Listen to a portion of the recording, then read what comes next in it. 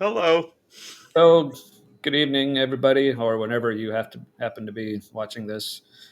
So tonight we are doing another pre-recorded episode because at the time when this is going up on Tuesday, when hopefully you'll be enjoying this as soon as it goes up, but I will be busy here and there, everywhere around town, driving my kids various places for their various athletic activities.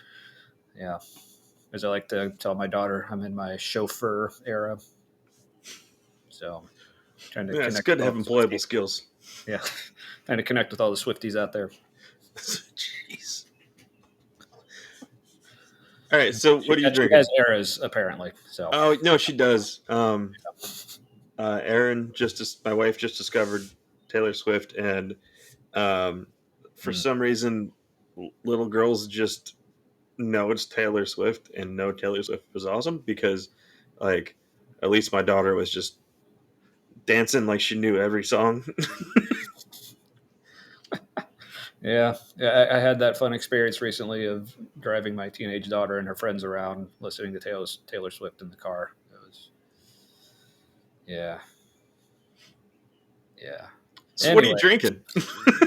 I am drinking Stone Sublimely Self-Righteous Black IPA. It's a one of those beers that they keep like releasing and then taking away and then re-releasing. And but yeah, it's one of my favorites that they've ever made, and just one of my favorite beers ever. Period. So yes, it's got all the things. It's got the hoppy. It's got the dark. It's got the sweet. It's got And they kept the labels the same too, which is nice. mm-hmm. Oh yeah, especially I think even going back to because this was originally one of their like anniversary brews, and I think it Mm. might still be the same logo from that even. But yeah, tasty. How about you? I'm drinking Cool Meditation from from Fretboard. It's a bourbon barrel aged stout, Mm, which is normally awesome, but it does have chocolate and peanut butter natural flavors, and it does smell all right, like really kind of intriguing and good. Uh, but the flavor is not the same, mm, and I might not ever get it again. But it was worth having once because I've never seen this set up anywhere else. So yeah, for the experience. Yeah. hmm turns out there's reasons why no one else is doing it, but All right. but the Well, rest of their stuff is very good. So that's nothing that's not a knock on Fretboard. They're a good brewery. yeah. All right. Well, speaking of reasons, maybe we should get into it. Okay, That'll okay, make sense maybe here in a minute. I'm gonna limber up.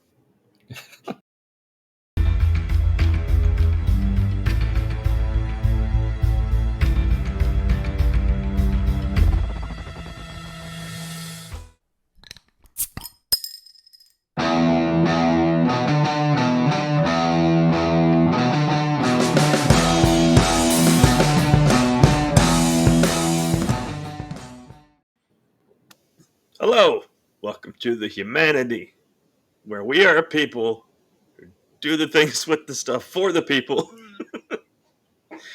um, yeah. So You we're gonna are talk. Yeah. Oh, I'm Matt. Yeah, we and should. I'm Tommy. Yes. Sorry, I was just getting right into it. I know that was you were really getting into it. I was locked in, just listening to you. I forgot I was on a show for a second.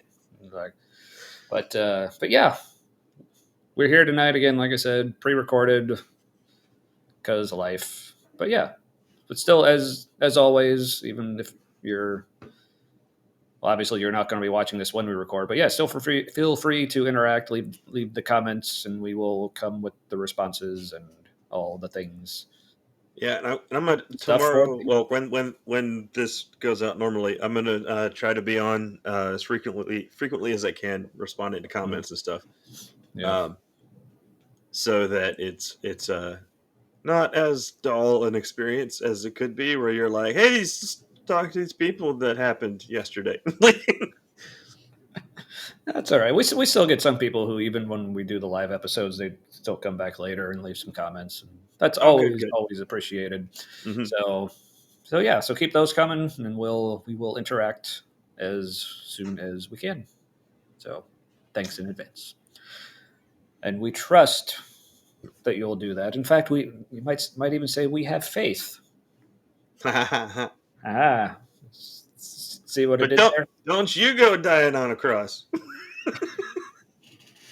Please. Oh, yeah. See, I love how I did the whole like you see what I did there, even though like nobody saw what I did there because we haven't even introduced a topic yet.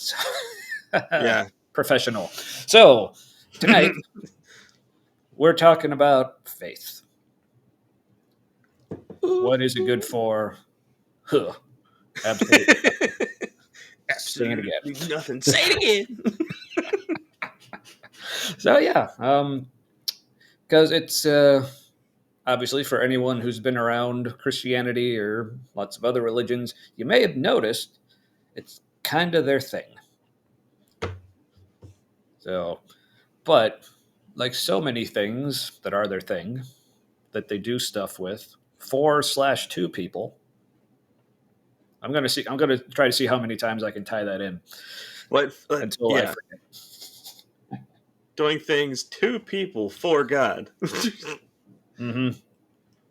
With their stuff. Yeah. God's a slave master pimp.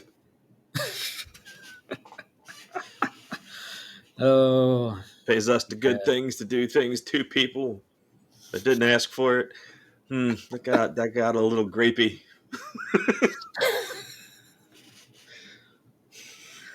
uh, yeah. Not gonna go there. Uh, so first, maybe it would help in case people have never heard of faith. I know what you were gonna say, by the way. I think I know what you're gonna say next, and you're like, no, that's not something anyone will laugh at. Nope.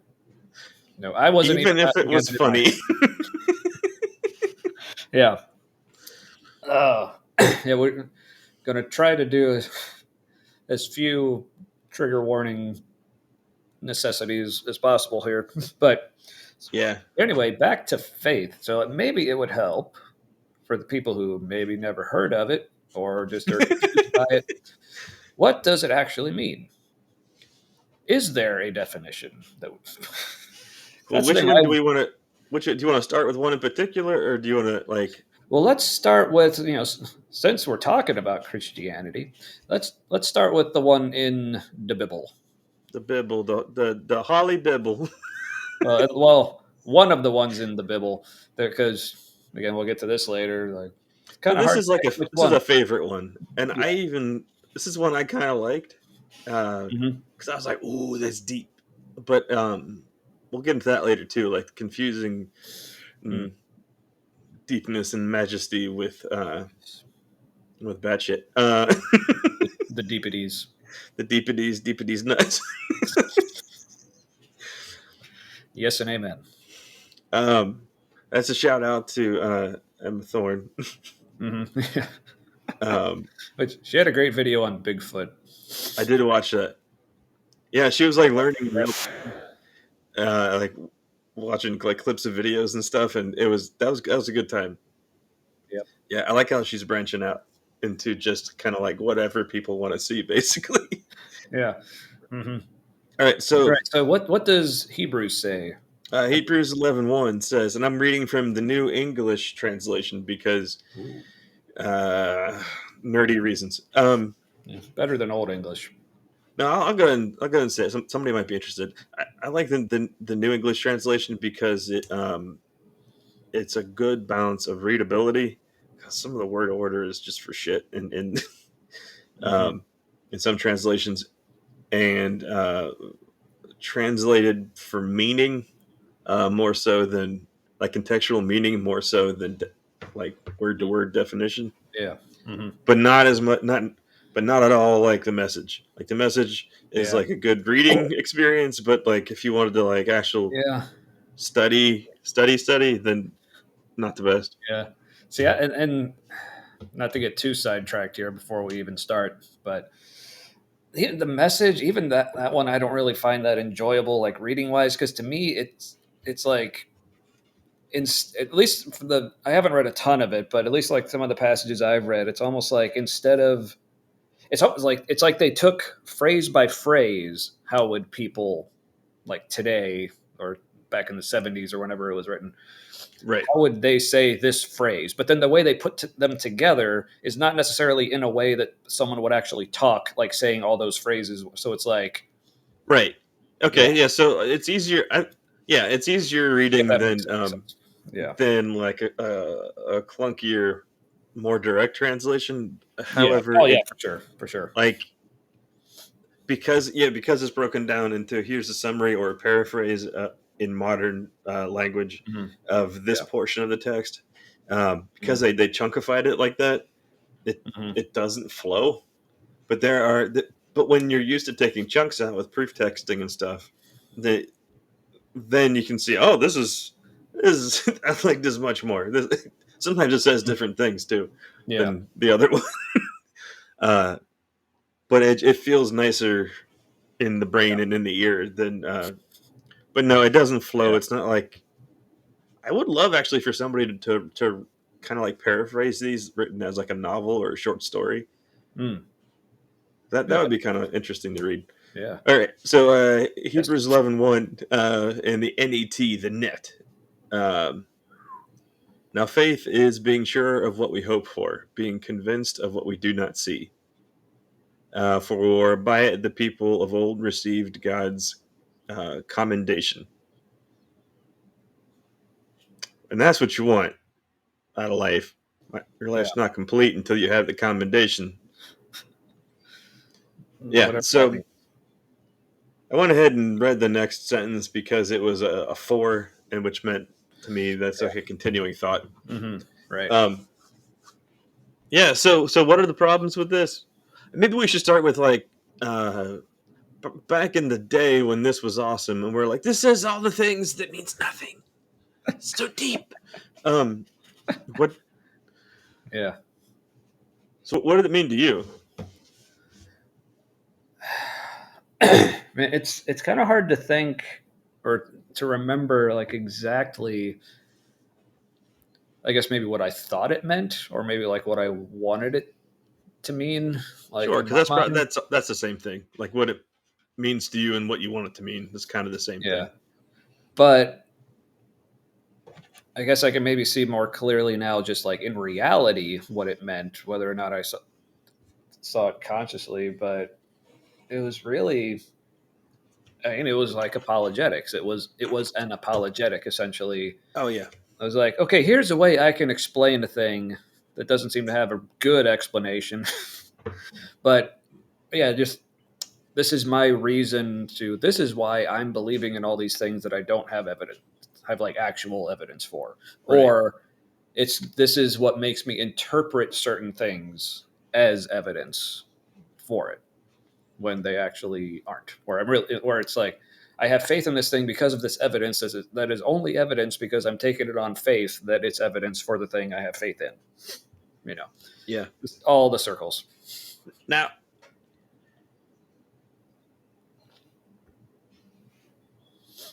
I'm trying to decide if I wanted to say this now or not. Yeah, I'd say it now. Cool. I'll let you know if it's a good idea or not. So you know what's interesting about this is that it doesn't. Okay, so being sure of what we hope for. So like what you hope is true, it's being confident that's true. Mm-hmm. Um, and being convinced of what we do not see. So what it doesn't say is it doesn't say the inverse, where like you should doubt things that you see and hold on to your faith. Like if science says, um, like we really can't find anything that didn't have a cause, that also had a cause, that also had a cause, that also had a cause. Like Mm-hmm. there's no point. It may look like God stepped in and did something miraculous, but what we tend to find, not all of those have been um, scientified at some point. Scientification. Scientific, yeah.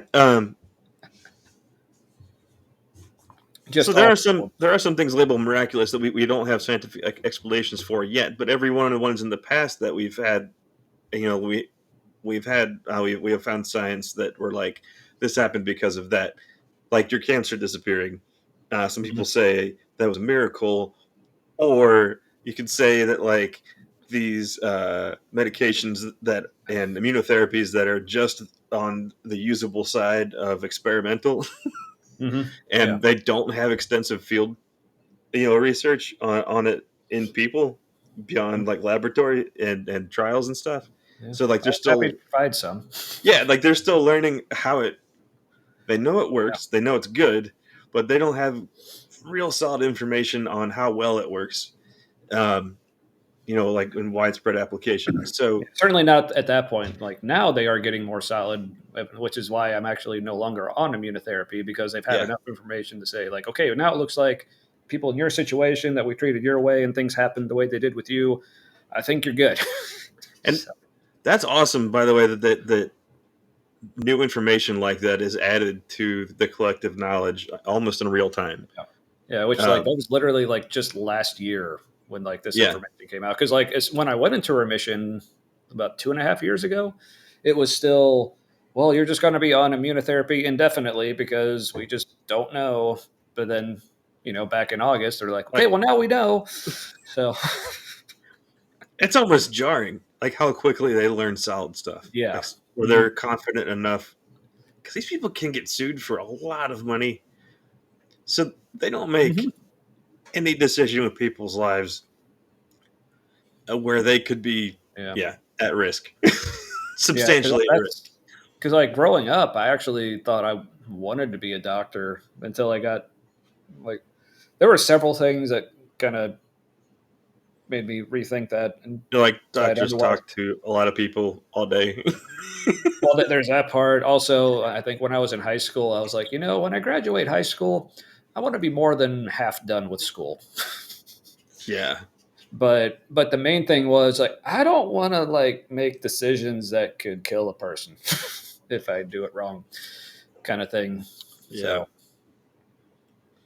So yep.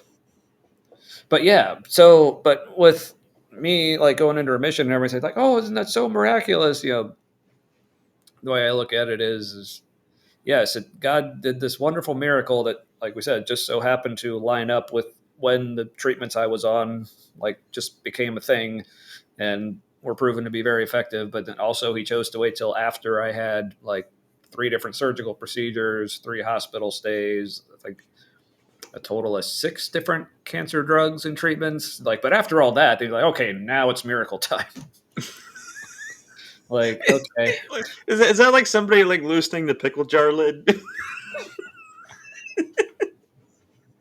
God's oh, like, all right, now let's watch me work my magic.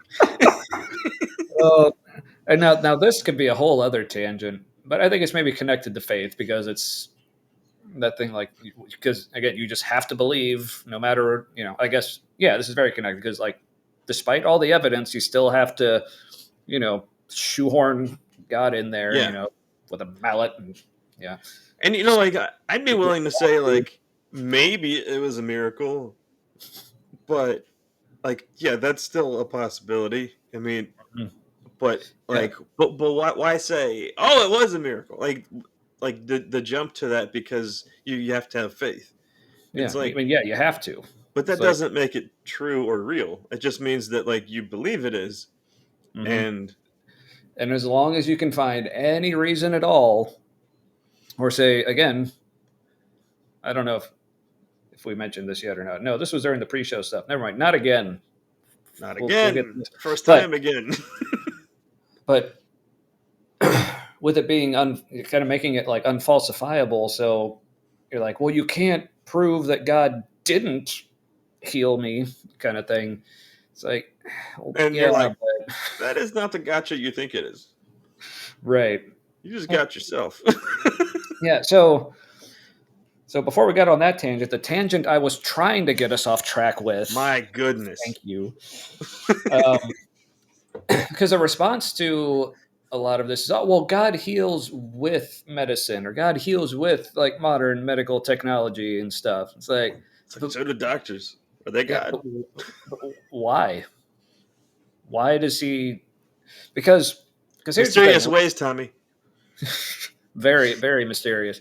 Like I wish I could remember who said it, but yeah, things happen. Like crediting like mysterious ways, like has an uncanny resemblance to shit just happening. Or Like, witchcraft. She ooh, moves in mysterious it ways. is witchcraft. Was it you, Andrea, the witch? Um, but No, now that's a U2 song, isn't it? in mysterious ways, yeah. Yeah. Um, And then you see him like in too many pictures with like teenage mm, girls flanking him, and you're like,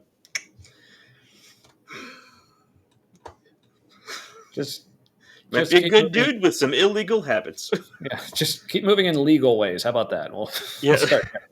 Yeah. No, let me rephrase what I just said. Yes. If any of the pictures that were taken indicate something happened, then I might say that in other areas of his life, he's a good dude. But yeah, I was not at all saying like, he's still a good dude, even though he does those things. Like, Yeah, right, right. Yeah, yeah, we're definitely not the type to sweep that sort of thing under the rug. Yeah. Um, but yeah, but my question with the whole, well, God uses medicine, like, there's a whole thing, like we said, like, well, it's kind of weird how God only uses medicine to cure things at the rate that medical technology itself advances. So then there's a question, okay, then if God is using medicine, then why is he waiting so long? Why didn't he introduce all these medical advances like millennia ago? So all like the probably millions of people who died of the same cancer I had. It's like, well, screw you. God didn't decide to provide his miracle that looked like just stuff that just people did. If only you got cancer in 2024, then you would have been fine. But but then so people will say, or like, well, if you're gonna say that God uses medicine to heal, like couldn't he found like a cheaper way to do it? At least here in America, like yeah, that, like why is God's miracle something that is so expensive and that's so relatively few people in the world have access to? Because that was something. So I was a part of like some, like Facebook groups for like people with melanoma, and that was like one of the most depressing things, like because you could oh always yeah, tell like what part of the world people came from when they were like describing their experience. So people like me in the States were like, oh, we got all this great care, but it's so fucking expensive. Then like people in basically the rest of the developed world that have like, universal health care, it's like, yeah, we got the stuff, but I just gotta wait for so damn long. And then all the people in the underdeveloped world, they're like, immunotherapy, what's that? So it's like, it's like they gave me a new pillow and said go home. Like, yeah, like that was like one of the saddest things. Like someone would go on there, like they'd be like from like Africa or something, and they'd be like, "Oh, I got this diagnosis. I don't know what to do." And people are like, "Oh, tell your doctor to like use like Keytruda or Opdivo or whatever." He's like, we don't have that here." And we're like, "Oh, yeah, all the things that the developed countries were doing, it's in our best interest, yeah. while also having their companies do things in our countries that are in their best interest. He's like, turns out we got fucked. Hmm. Yeah, yeah." I guess It's God doesn't love them enough or something to give them the no. full medicine. Yeah.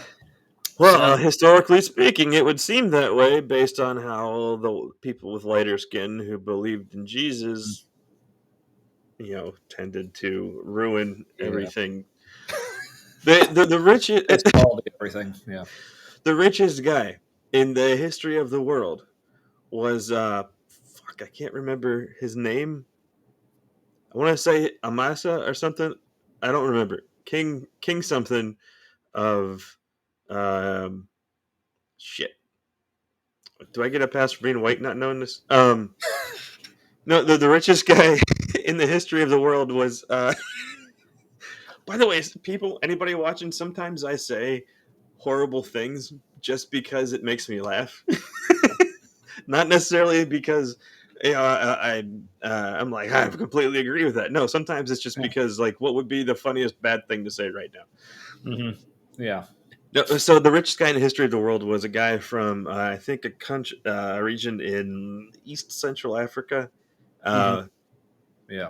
I think I when know who his you're talking about, but yeah, I can't yeah, when remember. his caravan came to town, like he was so rich and generous that when he would come into town, he would just tank the economy because he would just buy a bunch of stuff and give a bunch of money away, and so he broke the economy from like two different directions. And Yep. um, but It's like I'm that's going to that's deplete your supply and your demand. Ha. yeah, like and he did all kinds of like awesome stuff with gold statues, and he had the most gold of anybody in the history of the world.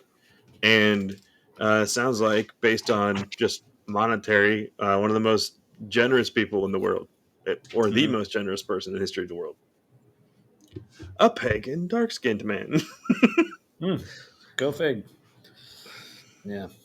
But yeah, so so the other thing that doesn't really make sense to me about the whole like God using medicine to heal people, because part of the equation is just like just sickness in general is supposed to be a consequence of the fall. Yeah, Even though if you go back and actually read Genesis 3, it does I don't believe it mentions disease. Like I think pretty much all God specifically like lays out as a punishment is all right, snake, you're gonna crawl on your belly and woman's gonna hate you. Woman, giving birth's gonna suck and you're really gonna want your husband. Dude, you're gonna have to work hard for food and farming is gonna be tough and stuff. And like that's it. Like says nothing about natural disasters, nothing about well, illness. No, but I think implied in that is also that his woman's going to get uppity.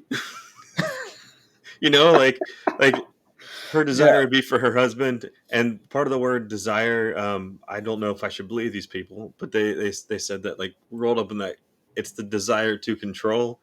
It's like a desire to so a Jezebel spirit, basically. yeah. That, So if that's anyone's heard God's that fault. term, yeah, And how yeah. messed up is it that an evil spirit is named after a specific woman? hmm Dudes don't get spirits named after him. I know. I mean, well, I understand Ahab was also kind of a dick. So Right, but for like a lot of reasons though. yeah, but if you hear, from the speaking of like man camp and like that kind of messaging, so, Ahab's biggest sin was he was a pushover and he basically let his wife be a Jezebel, and he's like he just wasn't controlling her enough, kind No, of that's thing. a big deal. I saw that ruin. I think they're still together. I saw that line of thinking of, and it didn't help in mine either. That the dude's in charge, and that something goes wrong in your household, it's your responsibility, not necessarily your fault, but you should feel like it's your fault. Yeah, And yeah. you need to lead your wife Also, well, and yeah, and also it might actually be your fault too. So, right. I mean, just assume it is, and just try to figure out where you yeah. went wrong. hmm And uh, yeah, sicknesses. There are other places in the Old Testament where sicknesses are labeled as failings of either the person who has it Oh yeah. or hmm or their patriarchal lineage, somewhere something in that. Yeah. Yeah. Which again is But again, unfalsifiable because, like, sure, everybody has a male ancestor who's done some shit. Like, but you don't have to go that far back for a lot of people. yeah.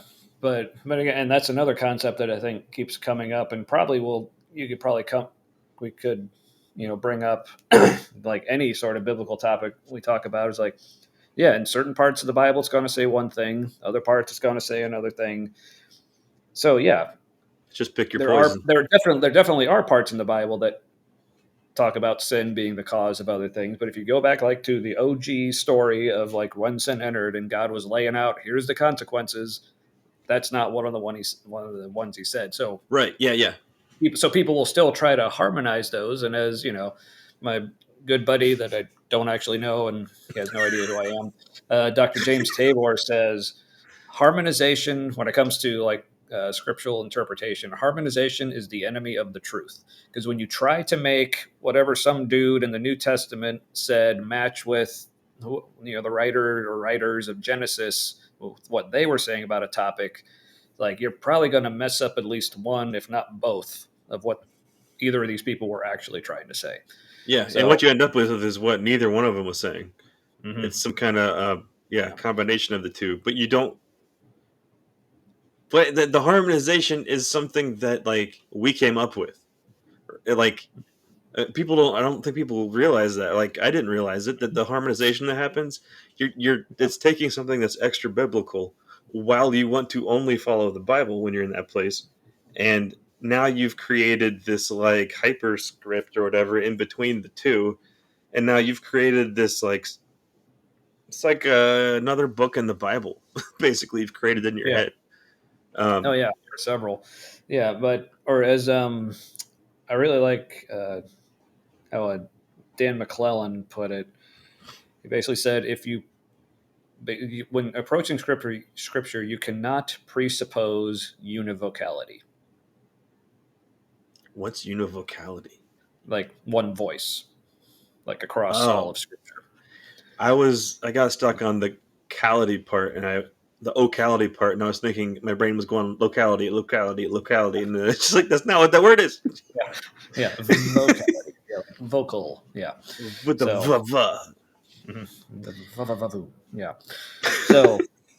So yeah. So when yes, that's why it's so hard. Like anytime I try to be critical of any kind of biblical view, it's like I'll be talking about a passage, and I'm like, all right, okay, here's what this passage is saying.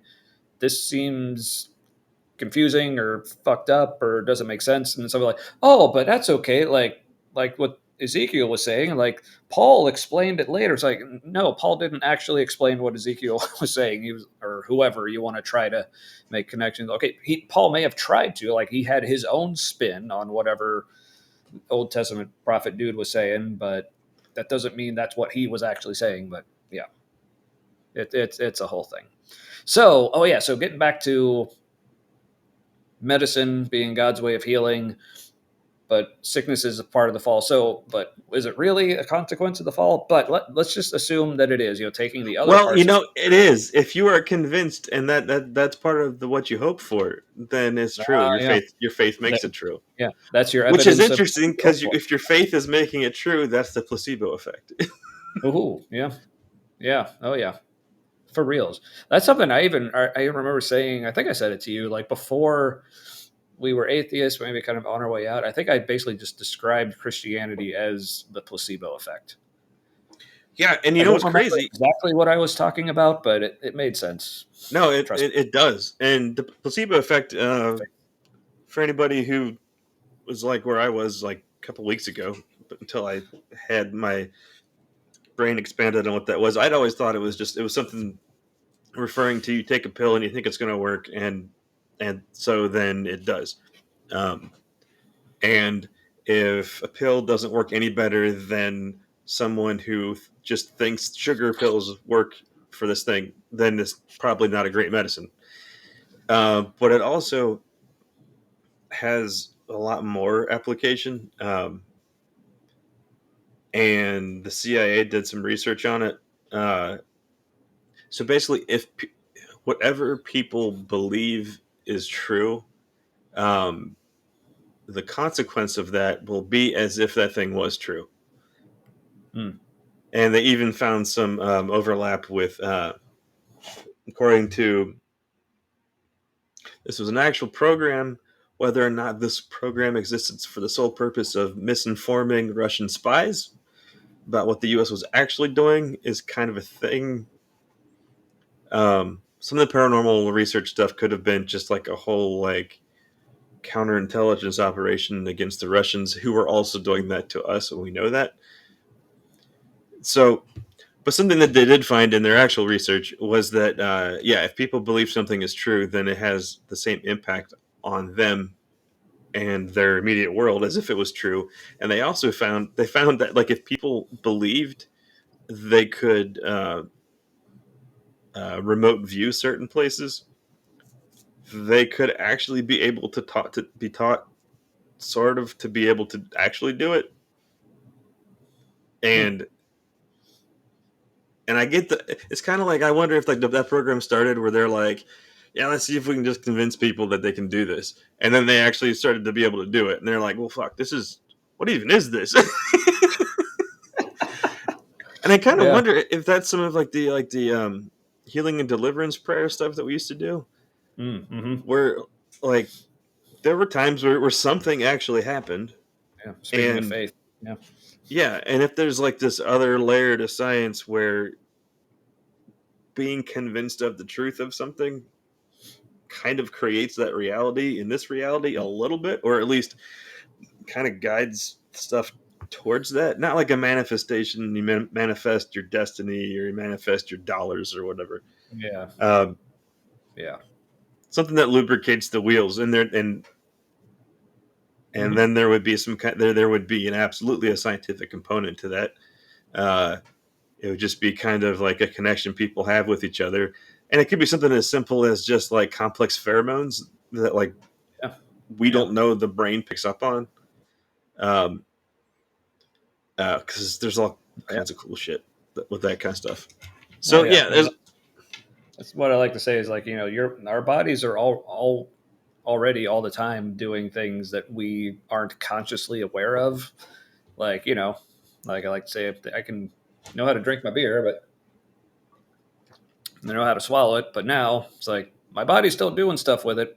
well, even I with the have no idea what's swallowing, going. that's a chain reaction of muscle contractions down your esophagus.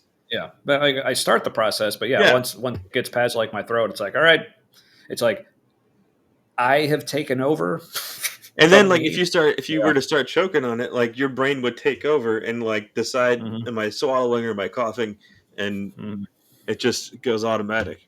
There was Yeah. something that got me thinking more about the all the intricacies of the things that we would call faith or prayer, or uh, connections to Yeah. what is going to happen, kind of like premonition kind of stuff. Just that there's so But much we before we don't. get to that, can I real quick get back to the tangent I was on Yeah, like yeah, five yeah, tangents ago? Sorry. So back to the whole like healing with medicine thing. All right. So let's just grant that, okay, sickness, illness is a result of the fall. Fine. If that's supposed to be a punishment for sin, why would God be giving us ways to counteract it? If sickness is supposed to be part of the just punishment for just being sinful, yeah, then why would God also provide us with medicine and like all these different ways to heal it? yeah. Because a house divided against itself cannot stand. So isn't that God Yeah. just screwing up His own consequences? Now you can somebody Yeah. might say that that's mercy.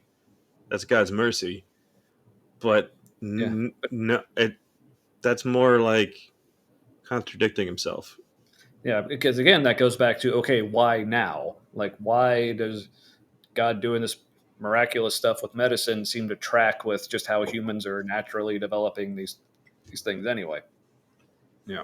And if it is a mystery, then if it is a mystery why God would do that, since people don't seem to be rewarded or punished exactly based on health things, it just kind of seems to happen to Hmm. whoever based on biological factors. Then, fuck, I lost my train of thought. That's all right. We'll pick it up again later, I'm sure. Yeah, But yeah, so it's with the whole like what you said, like house divided thing. I mean, it's one of those things. It's a contradiction that comes from all the like, I guess you could say, like necessary narratives that people that the faithful or whatever will hmm, have, where it's like little attention seems to be paid to how they actually contradict, because it's like, well, this point has to be true and this point has to be true, and where they contradict, we'll just either ignore it or say like, you stupid atheists, like that's not a real argument, we already figured that one out, kind of thing. But well, it's and so when it comes but no, to you have an answer. that doesn't mean it really answers the question. You have an Yeah, answer that you're comfortable with. That doesn't mean that it actually answered it. right. So when it comes to like the medicine things, like okay, so, well, if just having illness in the first place is supposed to be a punishment, then that goes back to the whole narrative of okay, well, anything bad has to be a result of the fall. Period. So but then, well, with medicine, that's like healing. It's like helping us out with this illness and this terrible thing. So this is a good thing. So then the other narrative is anything good has to be credited to God. Going back to what we were talking about last week, how like we always got to give God credit and glory for everything. So yeah, so these things conflict because like okay, well, we have to say the illness is a result of the fall and that was because of God's judgment, but we also have to say that the medicine, because it's a good thing, is also because of God. And your brain just kind of stops there Yeah, before it actually reconciles it. It's like, well, that's good, so that's from God, and that's bad, and that's because of us. That's all. yeah. There's no contradictions. That's Tracing everything back to the fall instead of back to God, like all the negative things get like transferred back to the fall. That's kind of like it's kind of it's like a way to outsource the negative consequences away from God. It's like the yeah. fall is God outsourcing the consequences because Mhm. ultimately the person who made everything is responsible for anything that follows. Yep. And I mean, like, isn't that where the whole patriarchy thing come? The idea of the eldest male being responsible for how everything goes in the family. Like, so then why wasn't God ultimately responsible for everything? Mm. Um, and I don't know. It's just a big Yeah. mistake to try to personify things that we don't understand in the universe because it's always Mhm. going to fall apart pretty quickly. Yeah. Because like the truth is, like we're all slaves to the universe because we are part of the universe. It's not like the universe is out there and we're here. It's like no, you're in it. The universe Yeah. includes you. Yeah. Well, I mean, that's I guess It's not universe part A, part B. yeah. I guess it's kind of a holdover from ancient cosmology. We like in ancient cosmology there was no the universe as we know it. It's like the world was our Yeah, reality, and like the stars and planets. So that's just stuff that's like stuck in the dome that's surrounding us. Like we're all there is, and then just beyond that, there's like gods and angels and stuff. But yeah, and which that's where you get that video meme. Go, whoa, whoa. It's just like there's people with dark skin. Whoa. Just like, can you yeah, imagine how freaky that would have been if you were like Northern Europe, right? And and then black dude shows up, right?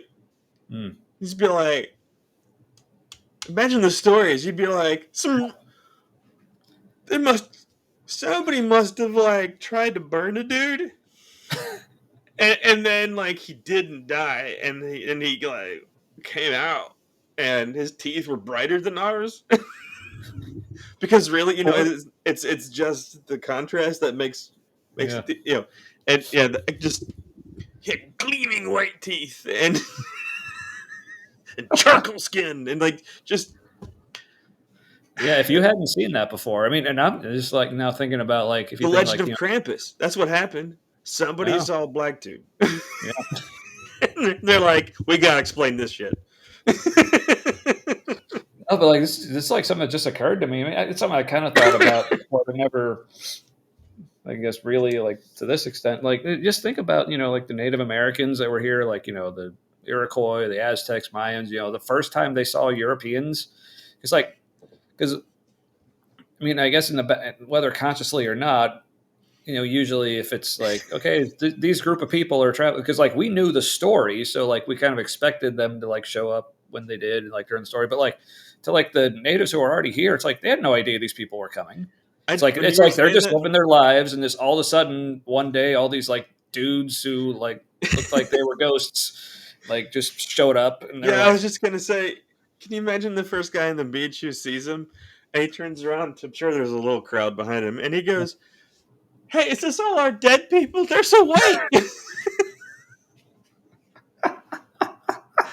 Are they coming back? How they have a big? Where did they get a better boat?"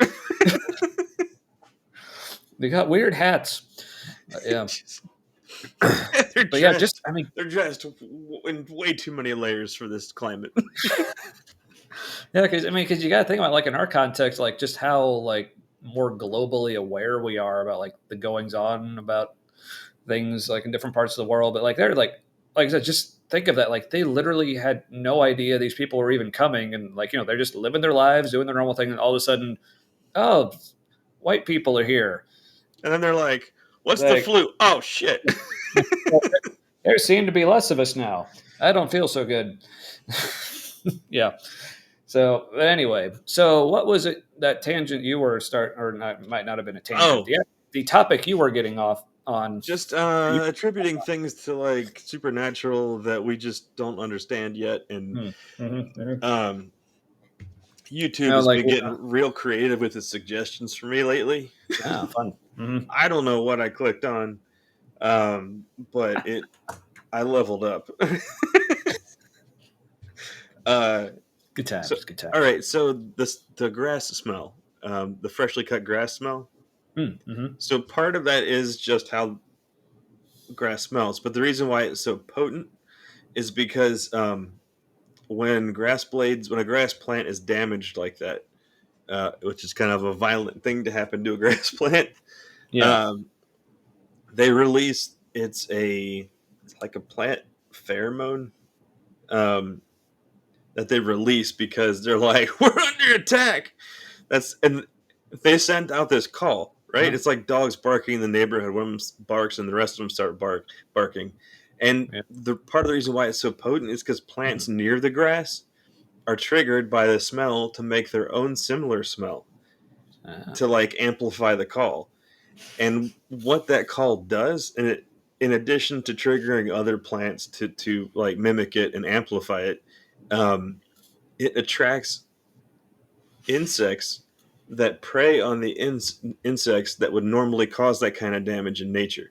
So the grass is calling for reinforcements from a completely different like species category, or like different part of the tree completely.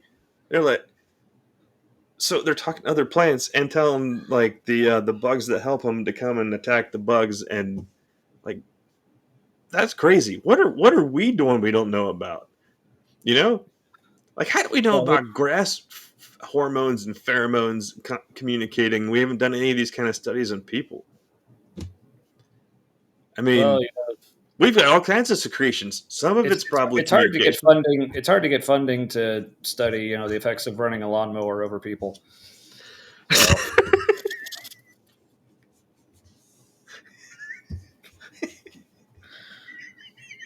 at least I hope it's hard to get funding for that. I don't know. It probably depends who you are and where you are. But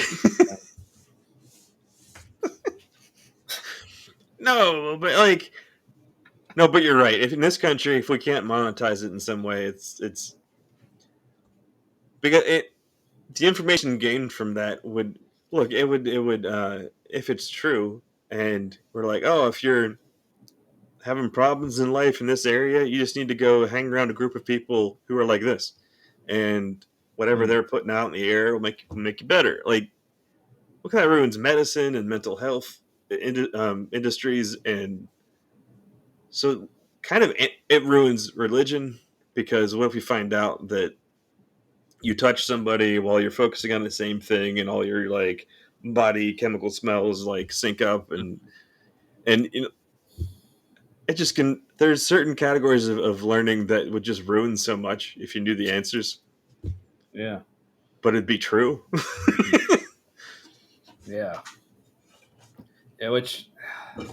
And I love just speaking just in general about like scientific discoveries. Like I love like all the things that we're able to learn about reality. Like honestly, like going back to, a few years ago now, like when I was, had cancer, thinking I was dying, just contemplating the whole like death thing. And it's like, so like one of the things I think about is, okay, why don't I want to die? Like I know it's kind of like a natural thing that like pretty much any living thing that continues to propagate kind of Yeah. necessarily has to have almost. It's like, but why? Like, and one of the things that came down to, I mean, among like so many other things, is just I love like learning new stuff. So just thinking about, okay, after I die, all the new things that like humanity is going to learn that I'm just never going to know, and that sucks. But Yeah. yeah, And the knowing thing kind of lines up with what we've talked about before, where with you and I are both determinists, I think, right? yeah. I guess I don't. I guess the way I would put it is, I'm just not convinced that free will exists. Yeah, I think that's where I Yeah. am. I think if I had to Determinism black, makes sense, but yeah. yeah, I think if I had to black or white it, I would say determinism. But I'd agree with you what you say, where I'm not convinced. Um, Hmm. and oh man, all right, let me I gotta make a note. Talk about the D for determinism. Oh, See, I know it was going to be weird if I just said the D, so that's what I did yeah. first. Uh, Make sure you got to slip it in there like a nice. gotta slip the D in there. You Looks know, like the a D good is glass funny. fitted dildo. So Yeah, thank you, Derek. I bet we can find an image of a knobbly glass dildo. I almost said Bildo, which then made me think of like Bildo Baggins, like a hobbit named Bildo. Yeah. No, like no, here's what. Get a glass studded dildo and name it Dildo Jaggins. Like jagged.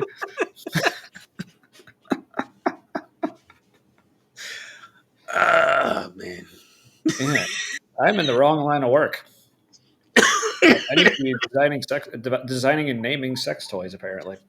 So, One of my professors in college at the School of Design at UC, was what named he Dildo Jaggins. no, Oh, but he used to design dildos.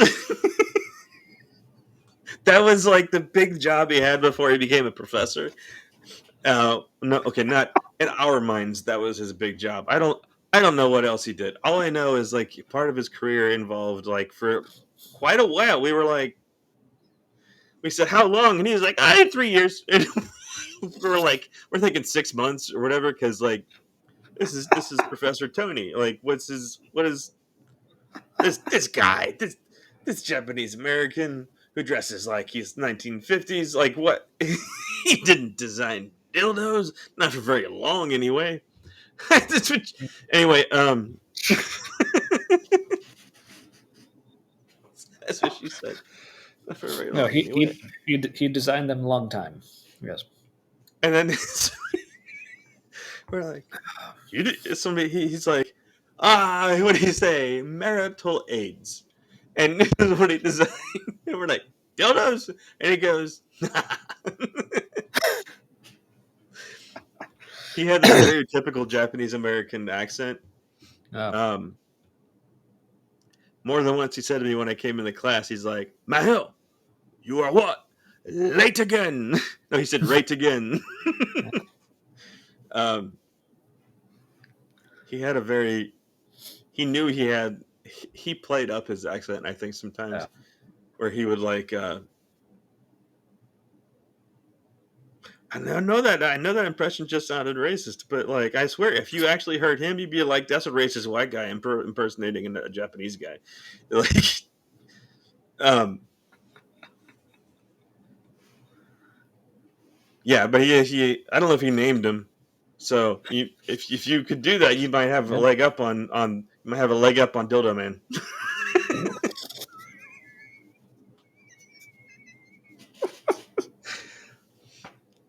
Um, Oh, ah, so faith. thank you, Derek. Thank you, Derek Day, for influencing that.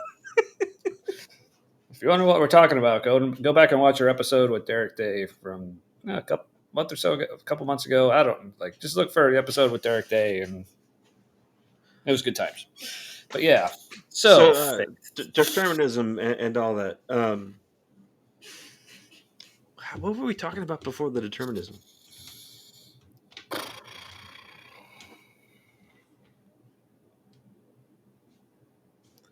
Oh, life ending and all that. yeah, And learning new things. That's what it was. mm-hmm, So mm-hmm. even if like everything is cause and effect, and what we think is free will is really us just becoming aware of decisions that like cause and effect has already caused our brains to do. Um, like we still like the conscious part of our brain still doesn't know how this plays out, and we couldn't know the future anyway. So learning more things like Hmm. dying robs us of knowing how this story could play out. Um, Yeah. and if this is all there is, that's something. Like Yeah. that makes everything more valuable because then even awful things, if somebody has the chance to get to better circumstances and they can reflect, this would apply where you're like, I'm glad I'm alive to have experienced something. I Mm-hmm. don't know how it Yeah. would be in the midst of like um cacao slaves, like the slaves, real modern day slaves who harvest cocoa plants, Yeah. and and I think that reminds me. I think leading up to Halloween this year, I think I want to do something to get people aware of how much name brand chocolate. Um, they're not sure if it came from slave labor. It's like, you shouldn't. That sounds like a big deal. Like, and I don't. And then like consumers don't know that the companies don't know, and the Plausible companies are deniability. choosing to be ignorant. Another Yeah. way to put it. Yeah.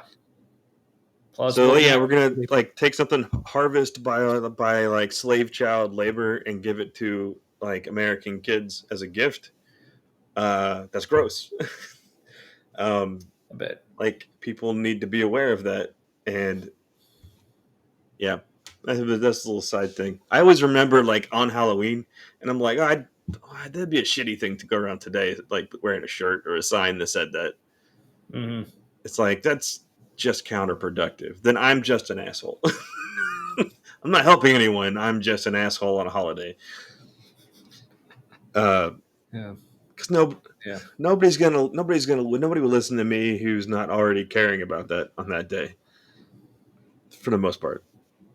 Um, Yeah. so yeah, that learning new things I think is a big deal. Like it's not, and it doesn't have to just be new information. It's just experiencing new things. Mm-hmm. Like knowing a new part of being human. That's a big Yeah. deal. It is. It is. Hmm. Yeah, and it's. I mean, or like the way I described it, like really one of my biggest like fears or whatever if you want to call it about death is I mean, you could really sum it up as just FOMO, just fear of Yeah, missing out. But yeah, we so that drive to survive is weird because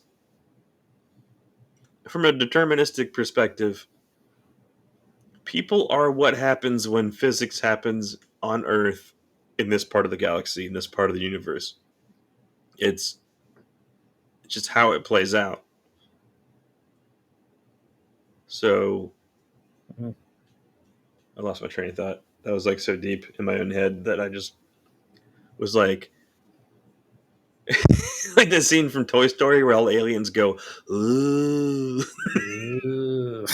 Yeah, that just happened in my head. uh, Yeah. So faith is like, not only is it befuddling, but I think it's also Faith, over. it'll befuddle you. I also think it's overrated because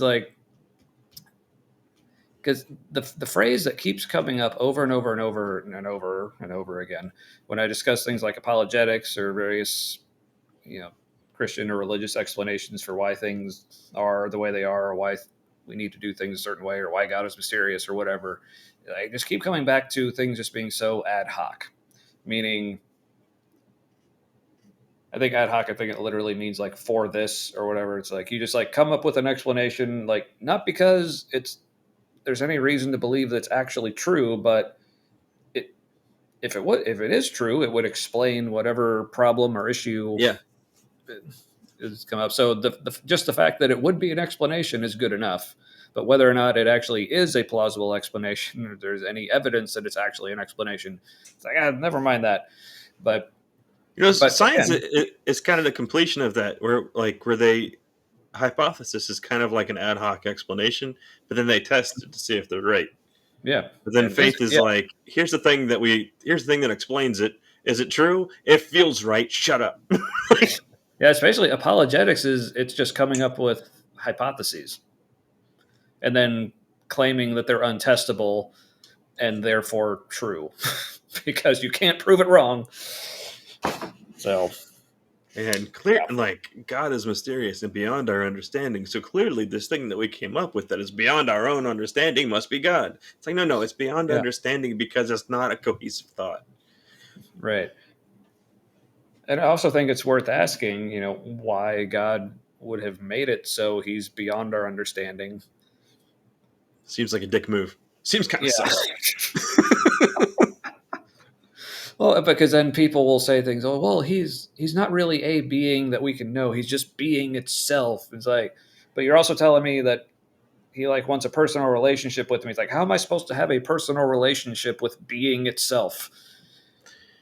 Like Well, no, you can't have if both God is say, being itself, then just existing is being part of God.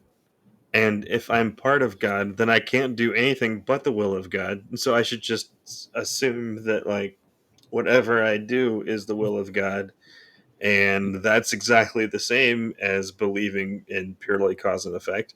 So, like, the yeah, impact on our life is the same. yeah. Um, So clearly, God wanted me to be an atheist. So sure. I think that's if God is omni everything, then nothing can happen. Nothing nothing happens outside there's no outside of God's control. There's no room for free will if God is everything. Like omni benevolent, omniscient, all that, yeah, omnipotent. yeah, all that.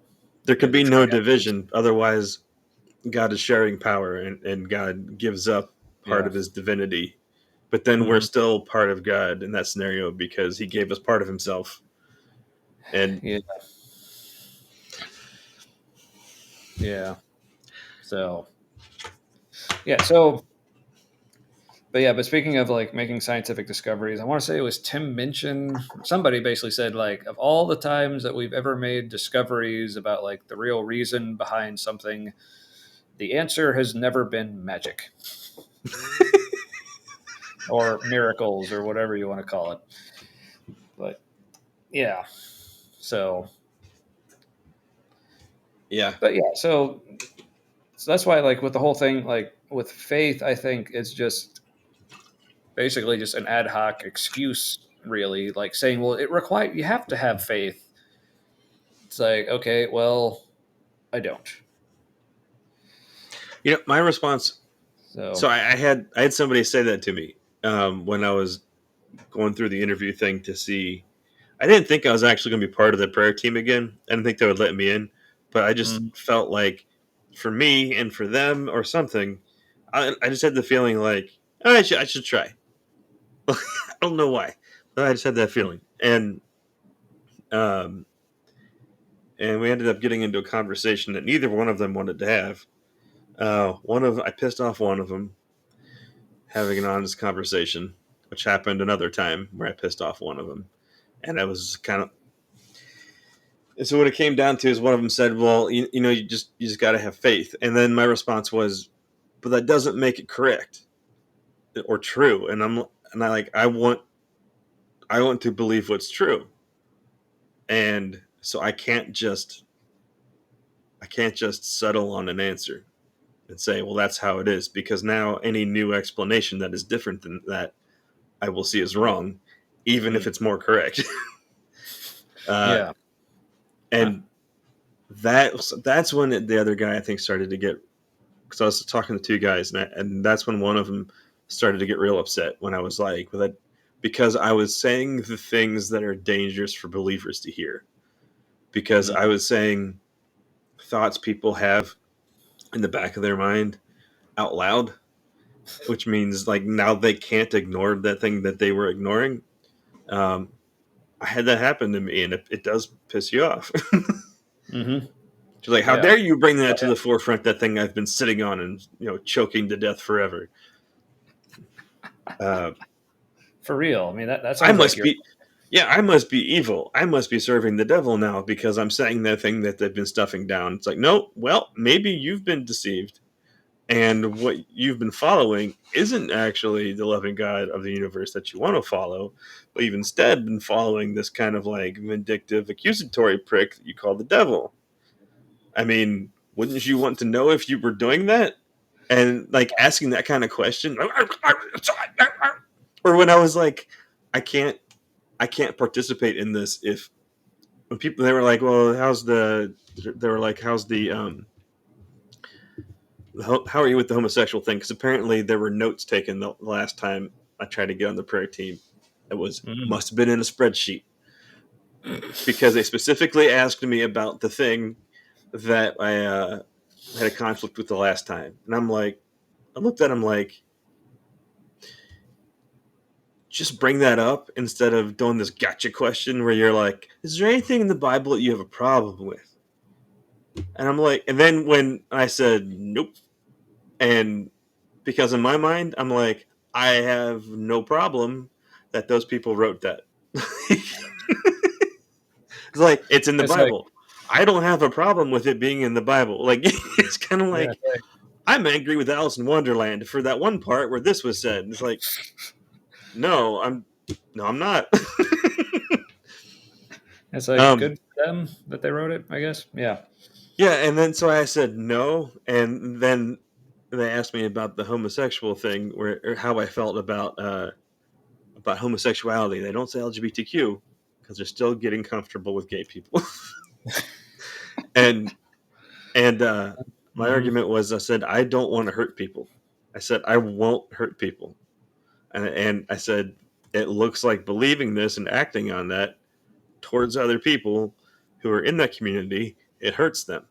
I said this community is already at some enormous risk of suicide, and I don't want to do anything that contributes to that. And I said, if How dare you you? are convinced that risking that is a good idea, I said, I will not agree with that, but I respect. Oh, it's so hard to say, but I actually do. I respect your right to have that opinion, but I will not participate in Yeah. in its application. Um, I mean, you can expect the right to have an opinion without actually respecting the opinion itself. oh, for sure. And Yeah, honestly, I'm questioning whether or not I even respect someone's right to have certain opinions. But that's a I think it's whole. I think it's that I don't respect their right to apply it any way they see fit. Mm. Uh, I don't respect their right to assume that it is the truth and not just their opinion. right. If it's the truth, I would like to believe what's true. Prove it to me. Mhm. Yep. Um, Yeah. So but the evidence is very much in the opposite direction. right. Yeah. So this is where I think I was about to say like where like the whole like intersection between faith and reality, but a lot of times there really is an intersection is not an intersection, but it's almost like that's almost the point, or at least it's seen as like not a problem, or in some cases, like depending on how like fundamentalist or how conservative you are, it's almost like reality is almost treated as if it's a test for your faith. No, Yeah. I've exposed myself to to Stop it right there. I've exposed myself to the conservative community. Somebody please get pictures next time.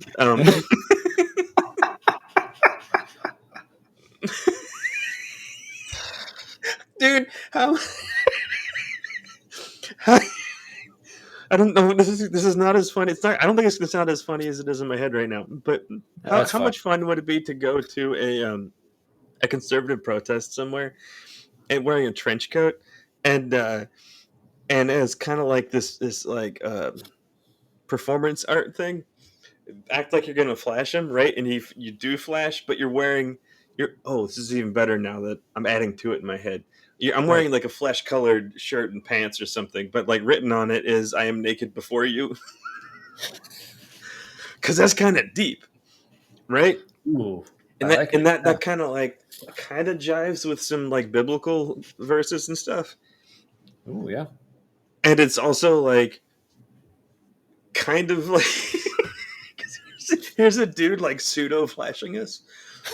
And it'd be even funnier if I put like little maroon nipples on it. Or like you're wearing pasties or something, like with tassels. on my shirt.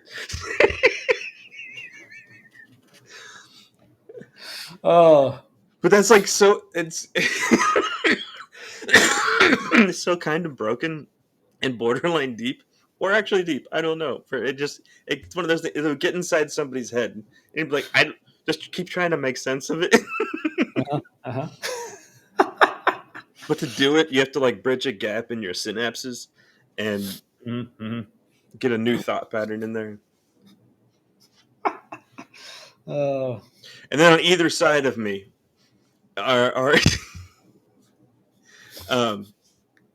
two very obviously out men holding pinwheels.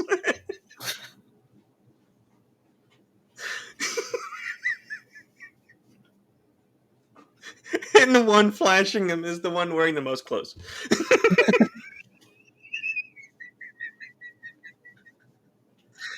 Oh,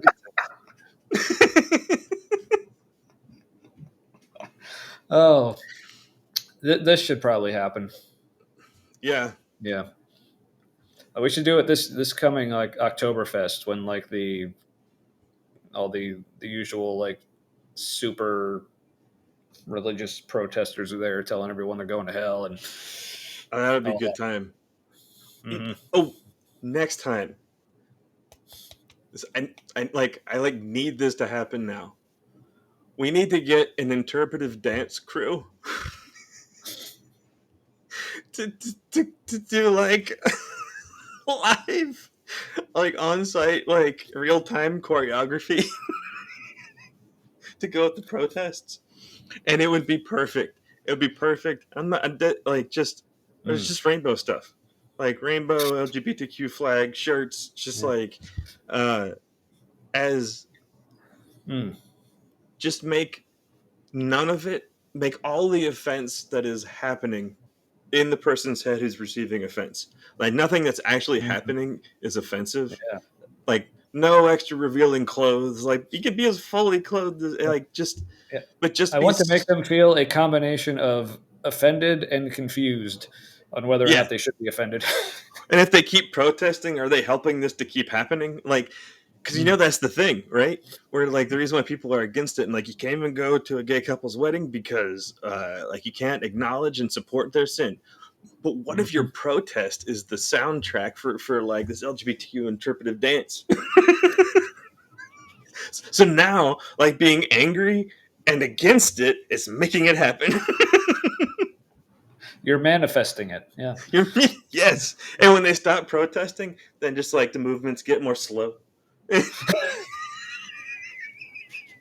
Oh, Just they make it act, obvious that it's like it's linked. Like no, and act like, oh, we're dying now. Like, you're killing us. what is that like baby metal where they're like the fox god, like the priests of the fox god, like start playing the music and it like rises them up from the ground. So if anyone else wants in on this, if you're going to be in the Cincinnati area for Oktoberfest next September, because yeah, Oktoberfest is in September. Like an Because interpretive dance flash mob.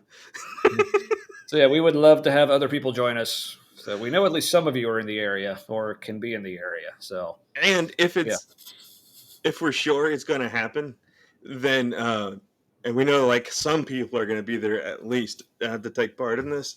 Like I would tell the news. I would tell the news and be like, "Look, this might be happening.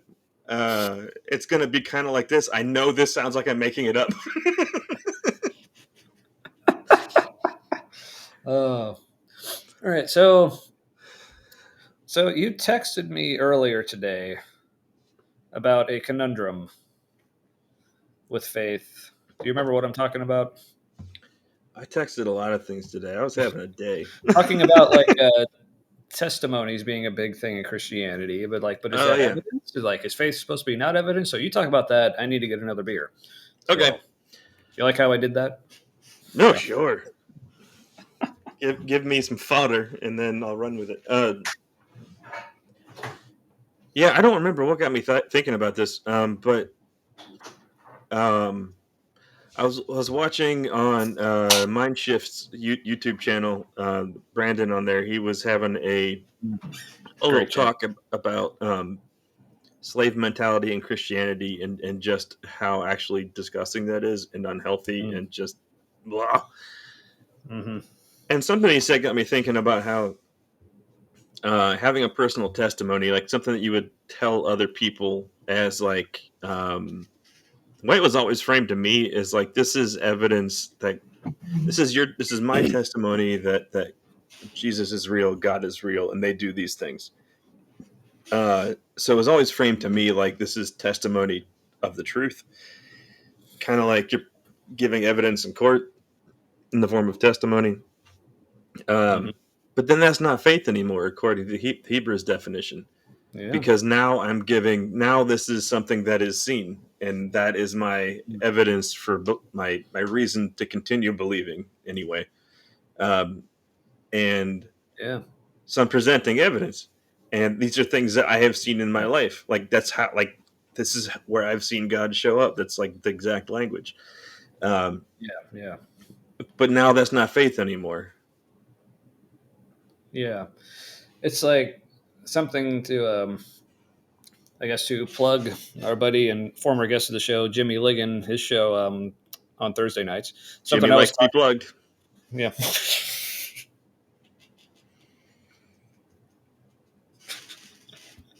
Just Hey, saying. maybe he does. Hey, not here to shame, but so last Thursday he was talking about the point. He's like, we were talking about faith and evidence and stuff, and he's like, look, I don't have to tell people to believe in trees.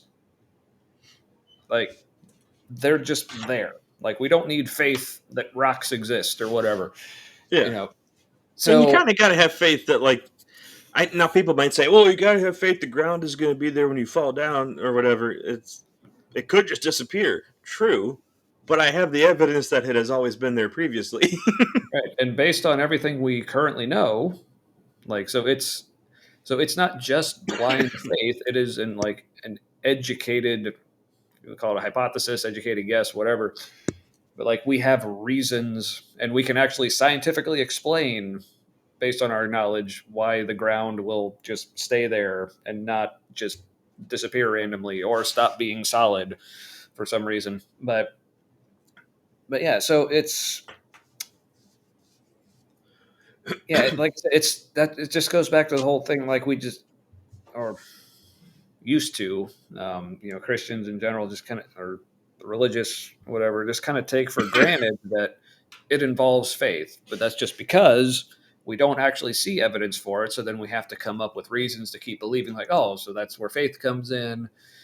But so it's like it's just been ingrained or indoctrinated into people to not expect proof because, well, that's God is beyond our reality, which again goes back to like, well, why would he? put himself beyond our reality? Why would he make himself unable for us to understand? I remember in a debate between apologist John Lennox with Richard Dawkins, they were talking about, I think the title of the debate was "Has Science Buried God?" or something like that, because they I always don't got think to I've seen that. give him these like super sensational titles or whatever. It was a good debate because at one point in there, Lennox, I think by profession, I want to say he's a mathematician. I don't remember exactly what his field is, That's but interesting. he said, and this I think was incredibly telling because to him this was like he was making a good point, but to me I was like, yeah, just kind of explain why what you're thinking is kind of bullshit. So he said when he looks out to the universe, he says, when I look out into the universe, he talks about like all the order and the design and all that crap.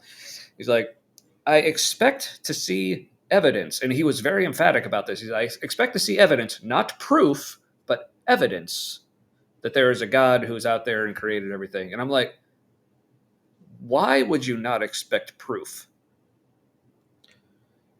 Is it just because there is no proof? So you think, well, there must not. It must be that there's not supposed to be proof. It's like, That's a very scientific way of putting it. That's what science does. Is like there's in science there's no such thing as proof exactly. There's only more evidence for this than that. yes, but God is, but as they're fond of telling us, God is beyond science and like doesn't go by the rules of science. So you would expect, and again, this is going back to like the other assumptions they make, where whatever version of hell or whatever afterlife you believe in, it seems like from the Christians who believe in like your non-believers will go to hell and suffer forever, all the way to the universalists and everywhere in between. It seems that no matter what your eternal destiny is, knowing God and having a relationship with Him is of utmost importance. And how can you have a relationship with an entity or being or whatever that doesn't feel the need, or just we just can't expect to even be proven that they even exist in the first place? Like this Yeah, does not work in any other form of any kind of relationship. Because like if in what other personal relationship does it work if you want to tell someone, I love you, I really care about you, and they say, oh, how can you show me that? And you say, well, you just have to have faith that I do. I'm not actually going to prove it. You just have to believe it. and you just have Like, to get your faith to agree with mine yeah, that this is when true. else does that work? Yeah, that that kind of like reinforces the idea in my head that faith is like it's it was a beneficial bug in our software in our head where like the unknown is dangerous until proven otherwise. So, and like that's how you would survive. Like you don't go in unknown situations in the jungle or in the savannah uh, because the people who do that died a lot. And so like it just gets bred into the population. The people who were afraid of doing that Uh-huh. lasted longer and had more kids. Yeah. So, but the more complicated our brains got, the more things we could like ponder at once and have going on in there all at once. Like the further we got away from simpler cause and effect and to more complex cause and effect, now Hmm. our brains can handle all these things. And now, like being afraid of all of the unknown things, now that was a problem of survival because those people just cowered in fear and like barely would go out and like help get food or anything, which Hmm. is depression basically. Yeah. And so having a story or something that explains it to your satisfaction, like when I see reality this way, I feel better, and when I feel better, I can survive better, and so then like we so once that starts happening, we need to keep thinking that thing is true in order to like survive. And it also has a positive benefits of like it brings like societal cohesion, in group, out Mhm. group stuff. When the out group Oh was yeah, like at least competing for food with you, yeah. maybe trying to It doesn't kill you. have all the tribalism and everything. Yeah, Yeah. and so Hmm. that kind of cohesion like helps you survive. And Hmm. now we get to this point where in most parts of the world, and it should be everywhere because there's enough resources and food that this shouldn't be happening anywhere where anybody's in survival mode. Um, Real. Yeah. Now, when you're out of a survival mode and you live in an area that has enough resources where it's much harder to die. Not Yeah. uh, Yeah. I mean, living is more of an accidental thing than it's like I had cancer. I was apparently trying to die, but yeah. my And so doctors just wouldn't let me. like in more advanced areas or areas that are more like survivally comforted, then religion becomes less of a big deal and less beneficial for those areas because now Yeah. it's just in group out group when that's not going to Yeah. help anybody survive, and in fact it's probably going to help you kill each other. Yeah. Because I mean, really, like humanity has got to the point where no other humans need to be in an out group. Like No, we can, we're at the point where we can include everyone. We're at the point where we even include like other species. So it's like, and we're also going to take care of like all our domesticated animals and plants. So like, because trees, they're kind of important for our survival. We should probably include them in our, yeah, shit like that. just All the bees, realizing that pollinators, and, yeah, we're part of Earth. There isn't us and the planet. Like we all came from the fucking planet. Like, and before yeah, that, our planet came from stars. And so to just mhm, be like, wow, like it's like when one of the species rises up and becomes a cancer on the planet, it's just cancer is not going to kill the planet. And cancer doesn't kill people. yeah, like, yeah, because really, like, I think it is within our power as a species, at least our potential, whether or not we're there yet. But yeah, to basically make it so everyone has enough. Yeah, Including like extending that to other parts of the planet, whether it's other animals or plants or the environment or whatever. It's like we're at the point like yeah, we can kind of do whatever we want. It's just a matter of what do we want and like changing that mindset. Because I think unfortunately, like that aspect of our evolution, if you want to call it, as far as like our advancement, I think that's sort of like outpaced just like our mindset. Because like our mindset is still in a lot of ways trapped in the whole like tribalism, right. protect our people, but it's like but Until you technology realize that, and you don't like codify that in with a religion or a yeah. morality. Mhm. Um, Yeah. did you know? You probably don't. I had no idea. Uh, Hit me. Gold particles are really good. I think it was gold particles are really good at cleaning up environments.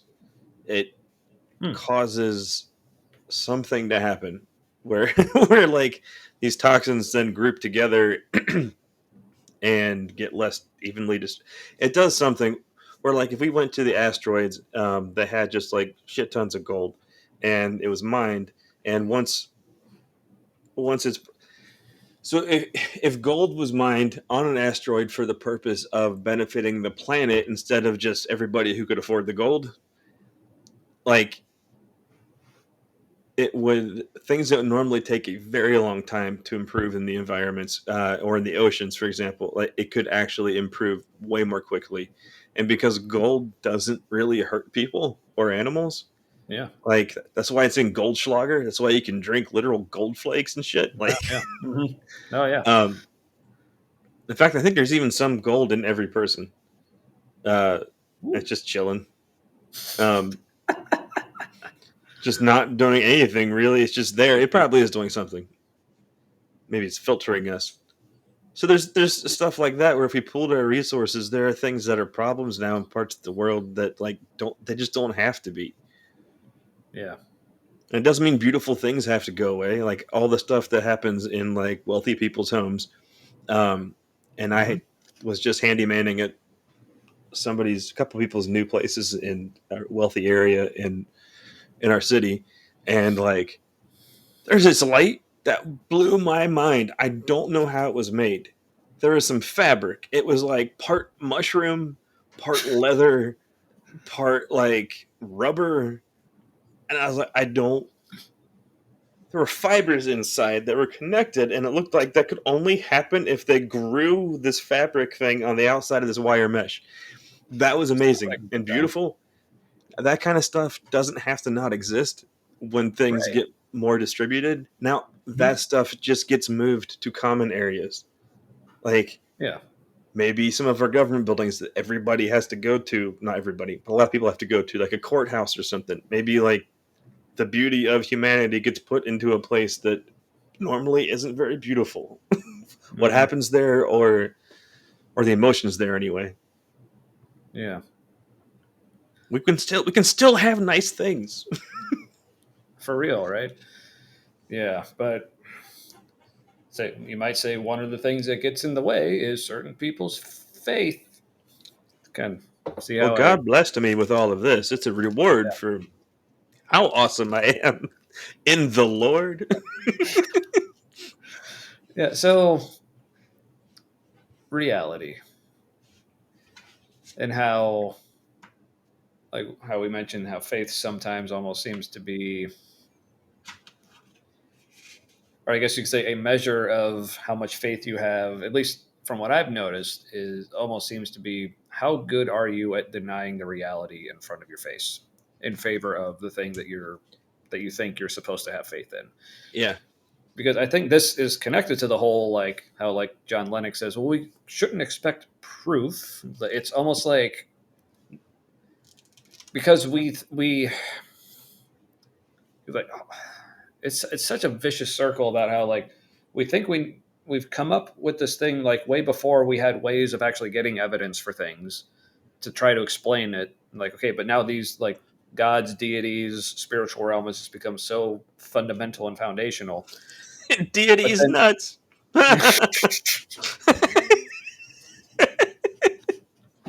thank you for that. Oh man, how many other things can we tie into that? But anyway, um, so yeah, so these concepts were invented basically to explain things we couldn't explain, but they became like so vital because we just felt like we had to have a grasp on reality, but we couldn't, so we make up these stories. But then once we start finding out the way reality actually works, and like, oh, it's not like Thor like throwing lightning bolts. It's we can explain however it is meteorologists explain lightning that I don't know, but they know. That's the point. So, but it's almost like,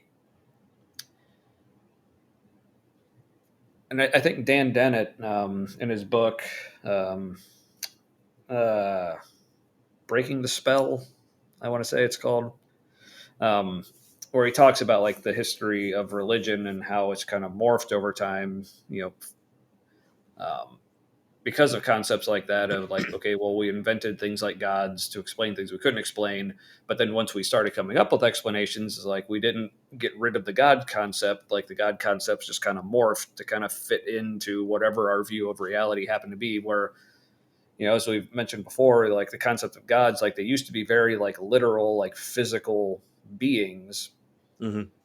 with bodies and hunger and everything, all Even in in the some Old cases Testament, like the yeah. aroma of burning flesh and Mhm. all that. Oh yeah.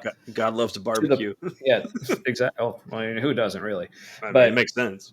I mean, I don't like barbecue people like he apparently does, but that's his deal. So, but then it That's morphed God's kink. into ugh, no. Oh, I do not accept that kink, sir. I usually say I don't kink shame, but I might shame that one. But yeah, so it Yeah. morphs from that into well, we're not seeing any actual evidence of any kind of physical being, and that kind of seems to not make sense with the way reality actually works. And like, oh well, now God just becomes like increasingly more like ethereal to again to the whole. He's just being itself. It's like okay, well, what does that even mean anymore? You know, I But, I think that's closer to the truth. hmm, Like I think because so like not being a Christian or any kind of like theist of any kind, uh, there it like the, so I understand a lot of the science on a surface level. I understand a lot of science behind like reality, like and because I'm into that kind of stuff, and even the people who understand it like way better than I do, the best way they can explain it is like with a metaphor, or they can say it's like this. Like Mm-hmm. there's just a shit ton of math behind it.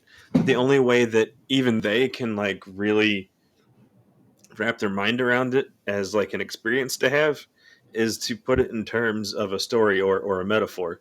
Um, and that doesn't make the metaphor any less powerful because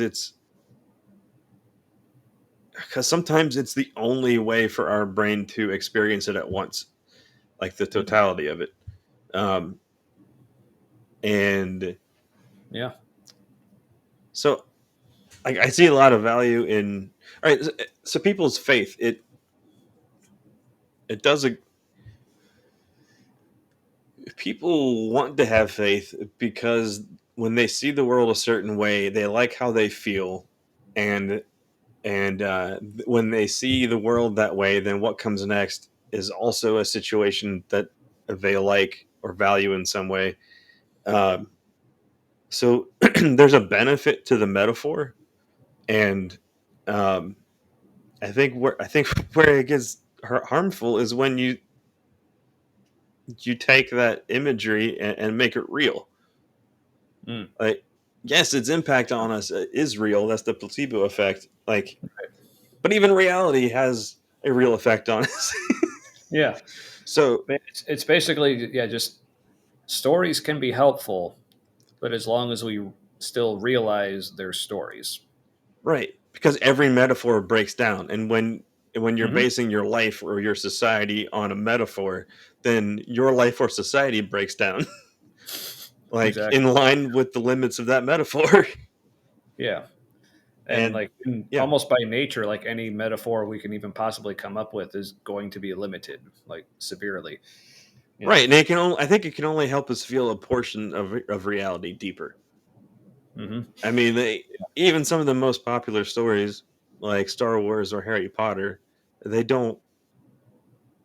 That story is only connecting to you in your life or with your personality in the ways that they overlap. It's not a complete thing. Yeah. Um,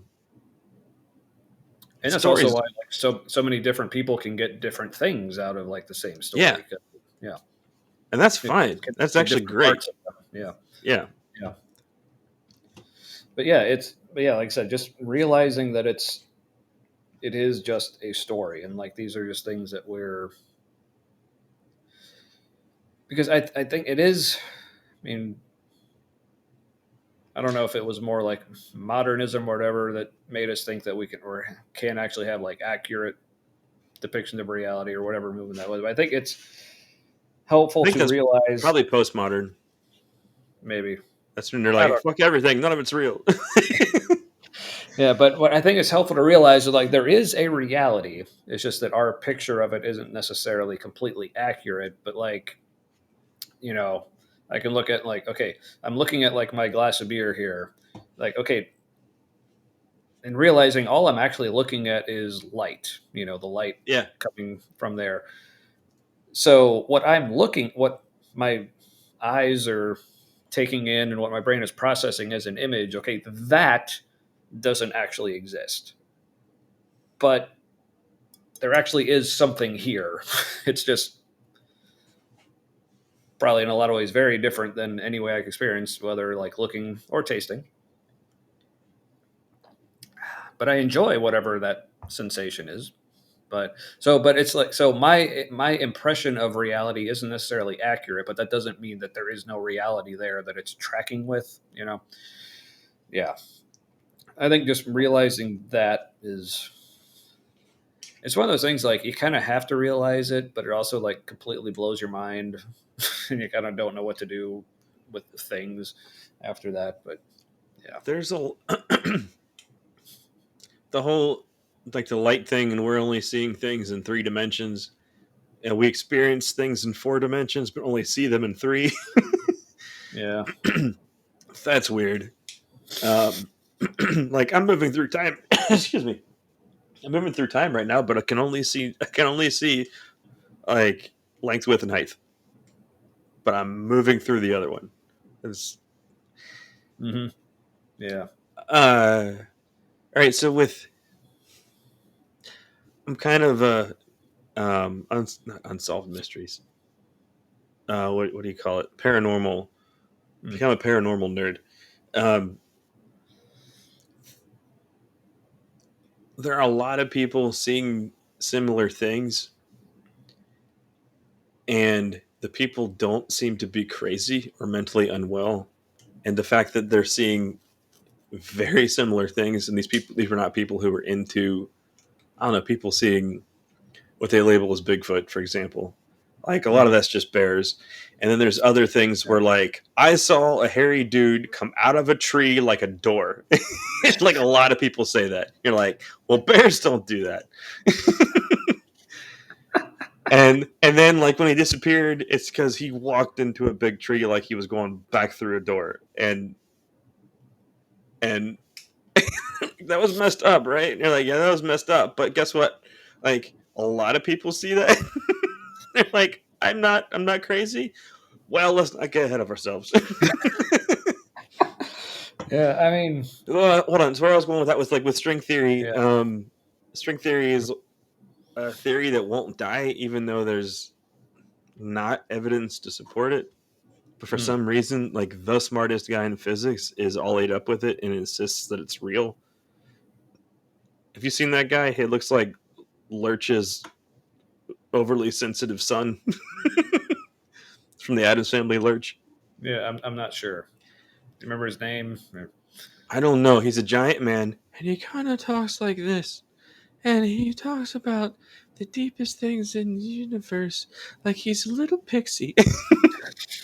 And he's enormous and probably autistic. Uh, And I don't think I know who you're talking about. so there's like supposedly, if for string theory to work, there has to be at least 10 dimensions. But and if that's true, then some of the paranormal stuff would be things kind of like moving through our dimension that are part of these other overlapping dimensions. Mm.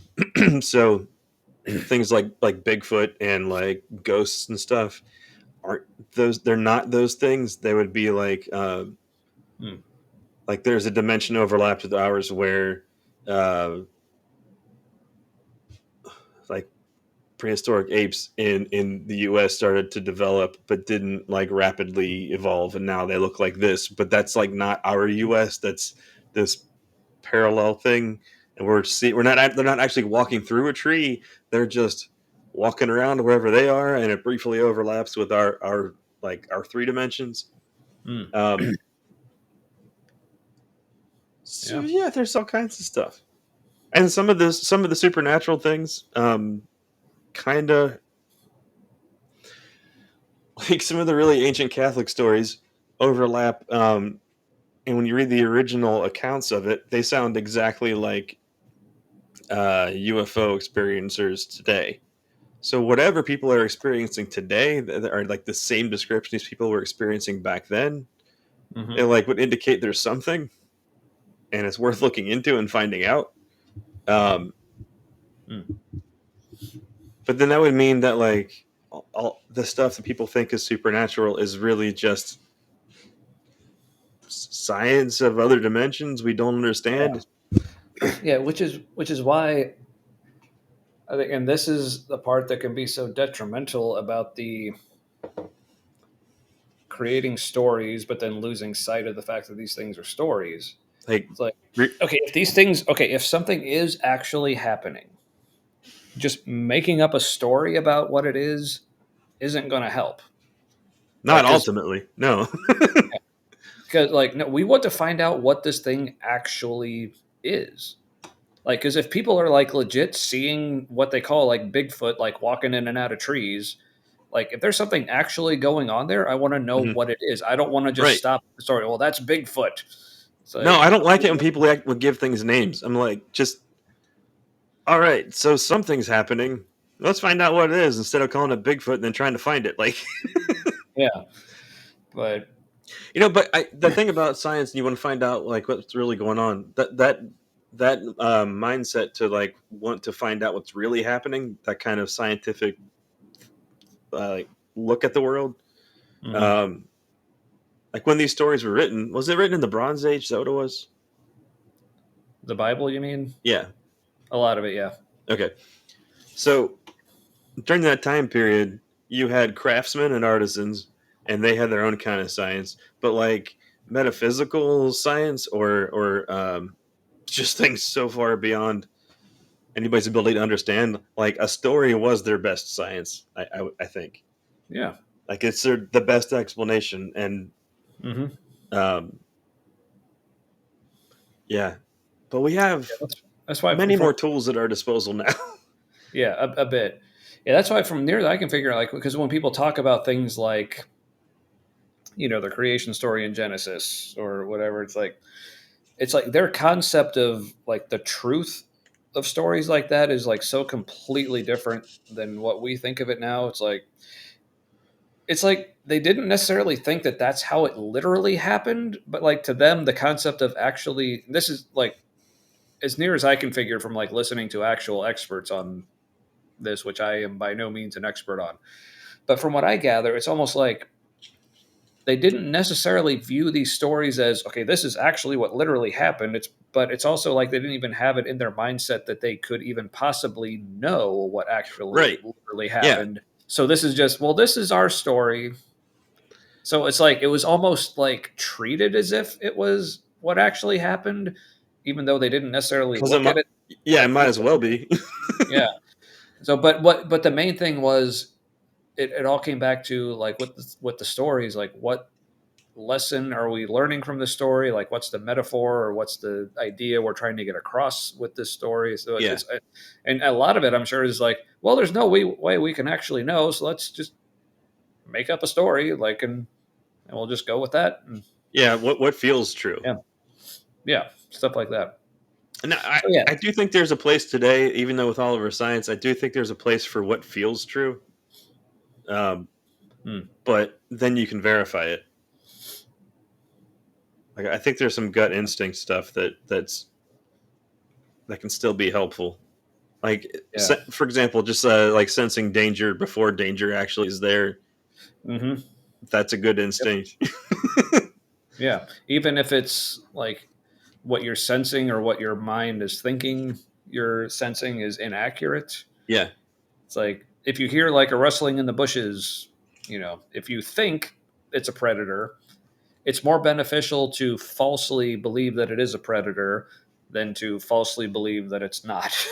you know. Yeah. My son Owen went on a walk. He wanted to go on a walk in the morning, and so he said to go around the block initially, and then I said, "You know about all the stranger stuff, right?" And I'm like, "Don't get anybody's car. That you, yeah, all that kind of stuff." And then I told him, like, if someone like is like walking up to you and it doesn't feel right, um, and you're like, "I just kind of want to get away," it's like then you should get away.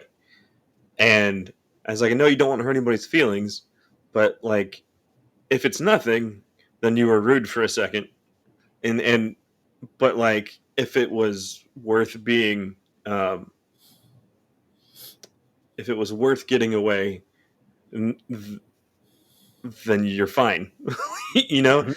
Oh yeah, and it could be worse. So yeah, I was like, yeah, just be rude, feel safe, people. yeah. It's much better to be mistaken that way than to be mistaken the opposite way. Yeah, Yeah.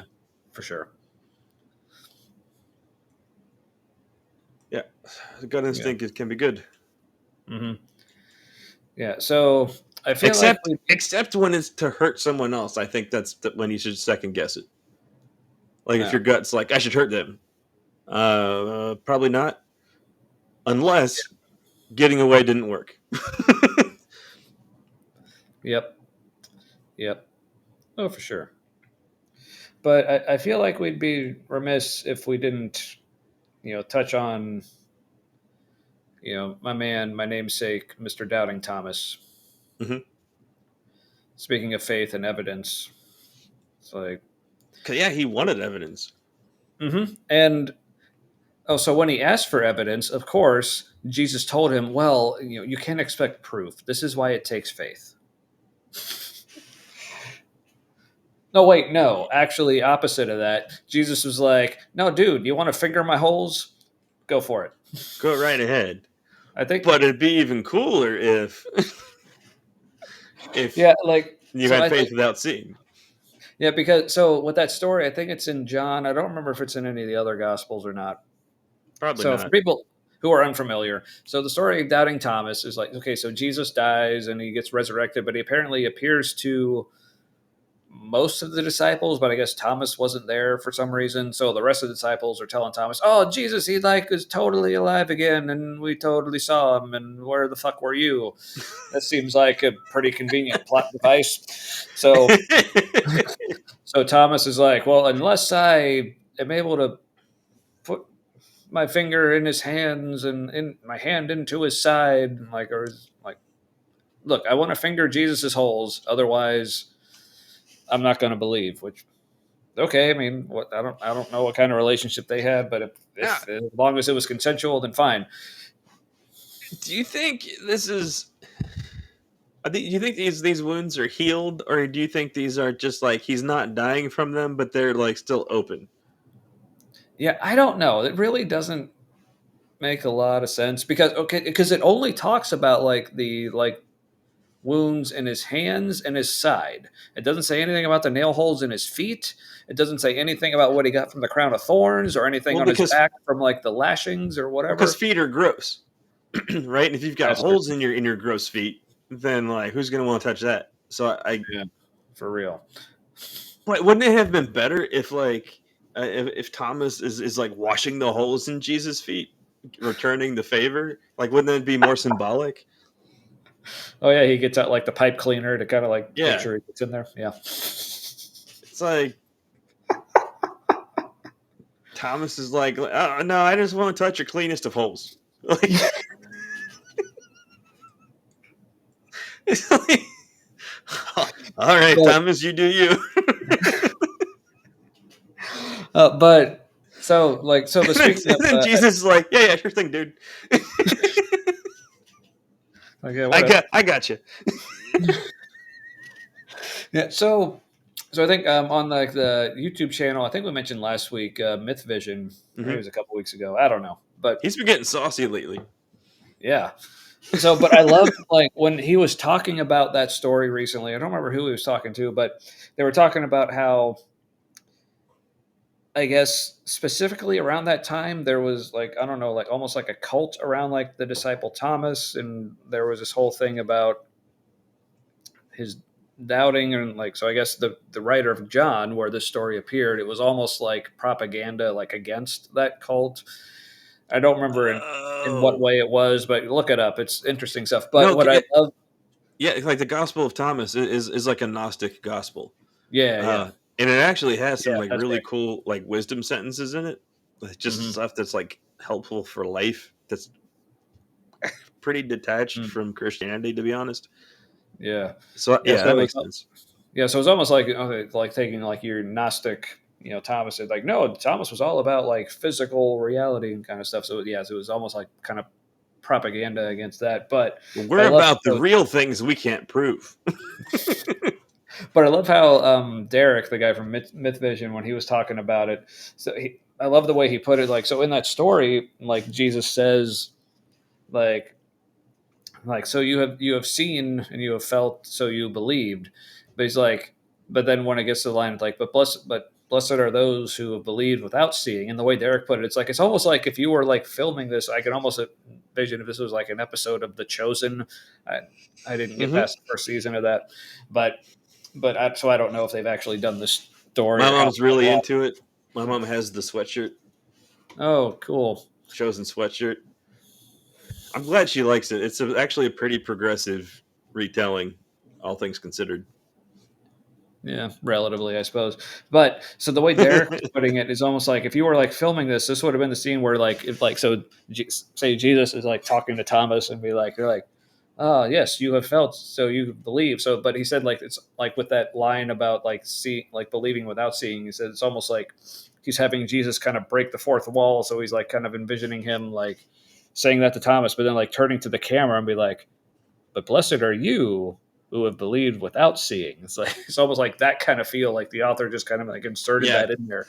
yeah, very much. Yeah, Yeah, it's like I love that imagery because yeah, I mean that's so it's like you know apologists or whatever will call things like this. Oh, see, this is like the text was like predicting this way people would react. It's like no, like what they're saying is like they know like it's almost like I don't know if you call this like a self-fulfilling prophecy or what you would call this, but it's basically saying like, oh, so if we're trying to get people to believe this thing, but they're going to want evidence, let's just tell them it's better to not want evidence, and that makes you better for believing. So like, oh, okay, so I then yeah, some people may have been doing that on purpose, but I also think that that's like a defense mechanism of our brain, because if having these stories helped us survive, then we have that like I was gonna say inbred, like yeah, maybe not slightly, inbred, bred in, or like a survival instinct that is yeah, yeah, yeah, and so the part of our brain we can't really control is like wait, that whole deal kept us alive like for a long time. So for reals. uh so no, we got to protect, we have to protect that like logic loop in our head because it keeps us Mm. happy and safe.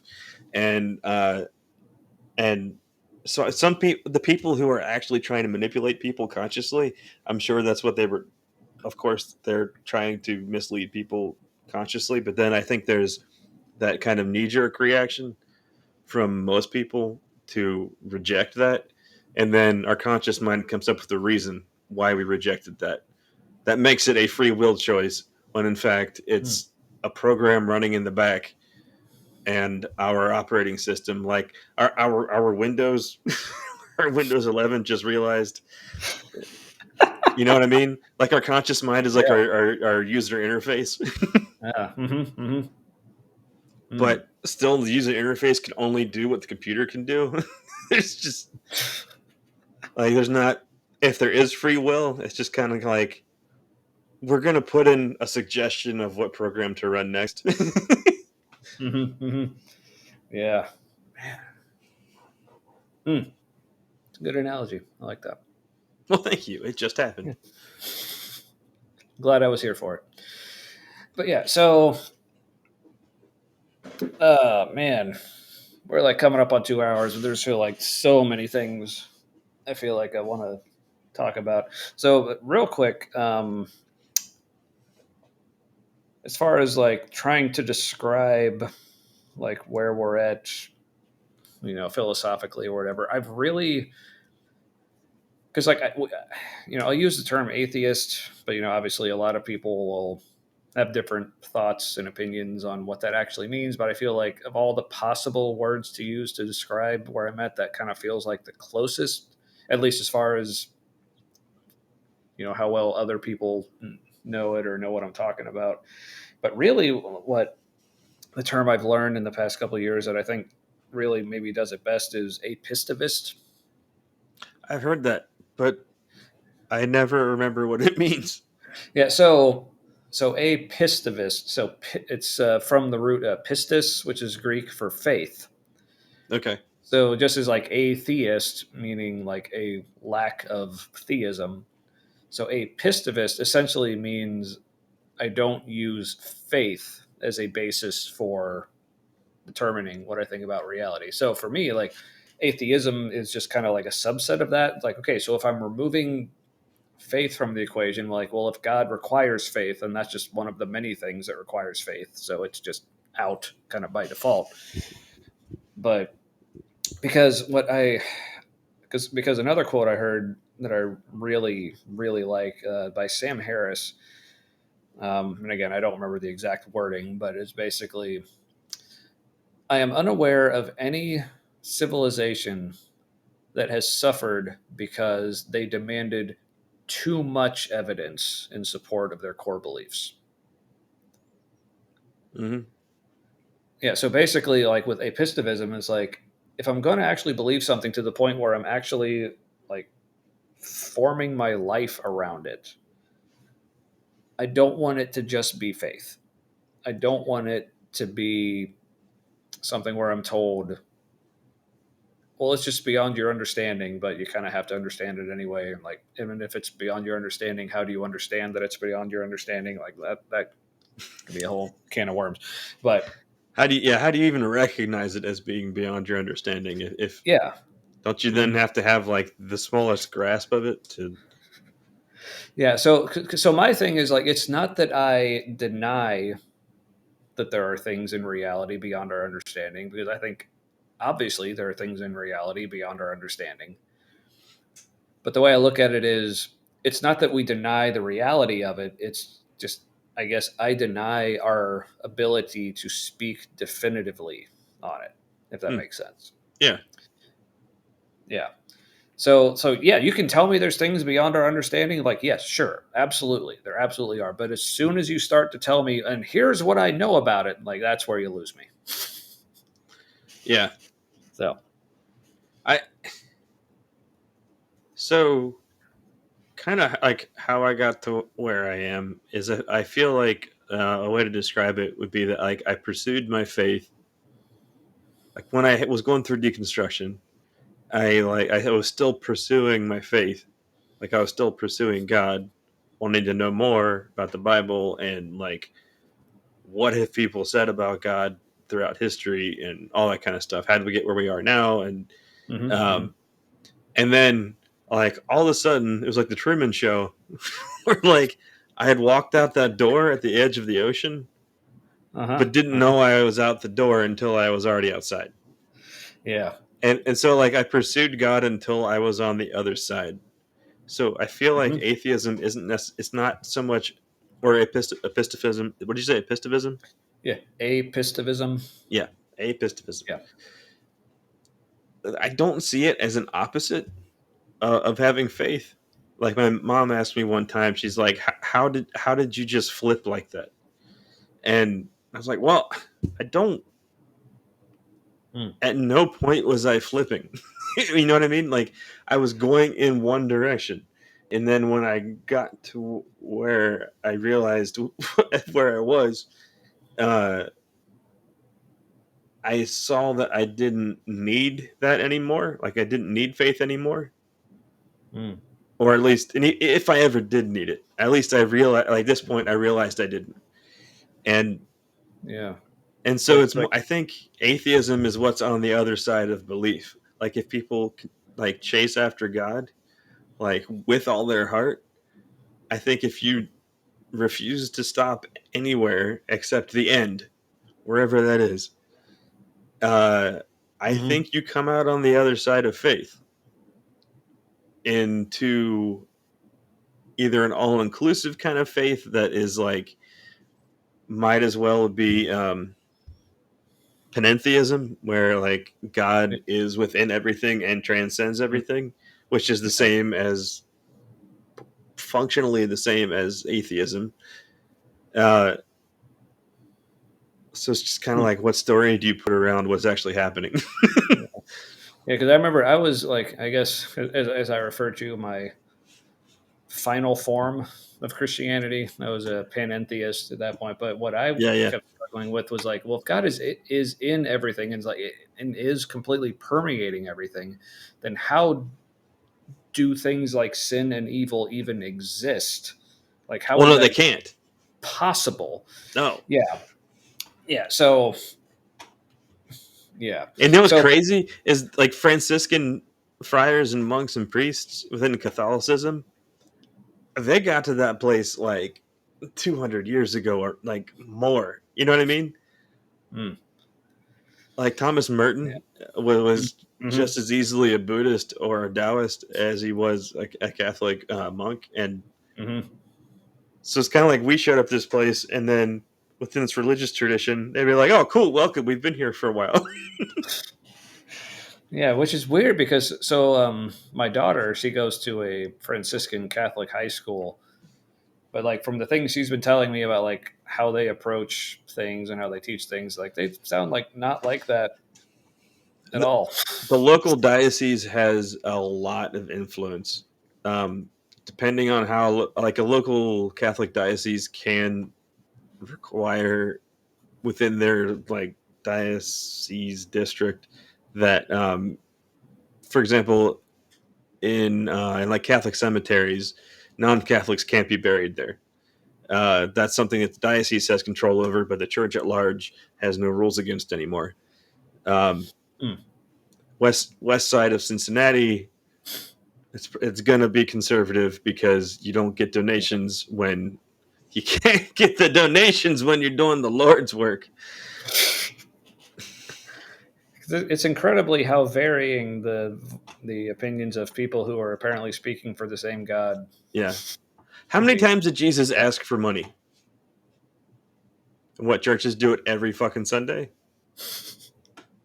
Just saying. Well, well, I mean, he did say how awesome it was that the widow who had no money still gave what little But of who nothing she had, and but that's who did she give it to though? the Was it to the temple. temple, or was it to the temple? From Or what did I it say remember the just, story, yeah, that's where they were. But oh, which well, that I'll sucks. get more in. I'll get more into that, and we're planning Yeah, on you doing an talk to episode Jesus and on. get back to me. Yeah, we're planning on doing an episode on Jesus, and at least from my perspective, how completely overrated he is because of some things like that. But yeah, we'll get into that he more later. J, But J, I just gotta get off my brain before it starts just going around in a mhm. circle in there. Yeah, go. I think the character of Jesus is a literary device Hmm. in the Gospels. May have been a real person, but in the Gospels, Jesus is a literary device because, like, there's no description of him. We don't even have a description of his personality. All we see is how people reacted to him, but not even like a lot of detail on that. Hmm. Uh, there's nothing in the stories that indicate Jesus was a real person just based on the stories. Like, there's no time spent on like how tall was he, what did he look like, was he ugly, was he pleasant to look at, like, you know what I mean? There's uh all we have is some of the things he did, but he seems to have every personality, and he had mental health problems if he was fully human and did that, you know what I mean? Yeah, yeah. So yeah, So yeah, no, we'll get into more of that that's a in a future prelude. episode. So stay tuned. But yeah, so but getting back to the whole like how faith kind of played into things, like as I'm deconstructing, and because really, I guess as I was kind of on my way out of Christianity, I think what really pushed me out, like even like all the way to atheism, was because I would be hearing all these like varying ideas of, well, here's what God's really like. No, he's really like this. He's like Hmm, hmm. I was like, and I would just keep asking people, okay, how do you know? Well, I Because have like faith. You just got to have one of faith. it's like, okay, but I don't. I want to know. That was what I kept saying. But people kept telling me that that was wrong of me to expect actual proof of things. Like Lennox would say, I don't expect proof. It's like, well, why the fuck not? Especially if something of this importance. Because, like, for me, like, just the way my brain works is like, when it comes to things of high importance, I do not do well with ambiguity. Yeah. Now, but Because even, real life is ambiguous, though, right? yeah, Are you just saying you don't need extra? right. No, but I'm saying is, but you're telling me that okay, the way I'm understanding like actual realities, like yes, it's extremely ambiguous, but the way like religion or even like kind of like in the deconstruction community or like progressive Christianity, it's like you're still trying to tell me that there is something there that like we're supposed to be able to comprehend and understand and relate to. Yeah. But I'm like, okay, but like I'm like, I'm just asking for some kind of proof that there's even something there. Like, I'm still fine with mystery, like as a concept of, okay, like, say, like if I'm like learning under a guru or something, and like part of his way of teaching me wisdom is like having me figure things out for myself and like not giving me the answers but like trusting me to find the answers, but I still know that the dude teaching me actually exists, Hmm. you know. So like I'm fine with the concept of mystery, but just not when it comes to, is this being who is claiming to love me and wanting a relationship with me, does does it even exist? Like that Yeah, should not be a mystery. yeah, So and so what whenever I was, yeah. oh, something I was watching part of Mind Shift's thing about slave mentality of Christians before Mhm. we started doing this tonight, and he said something I said before and reminded me of, like, according to Bible and the enemy devil and all that, like, people can be deceived without knowing it and without having any really like free will playing into it. Like, God can't violate our free will, but the devil can, apparently. And Yeah. um so if we can be deceived without even knowing it, and the stakes of that is us going to hell or heaven when we die, then I want to do everything I can to not be deceived.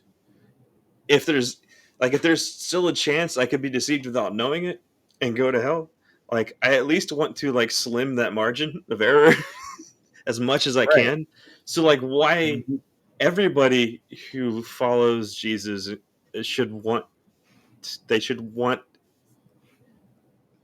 to be as sure as possible they aren't being deceived by Right. someone, an idea, whatever.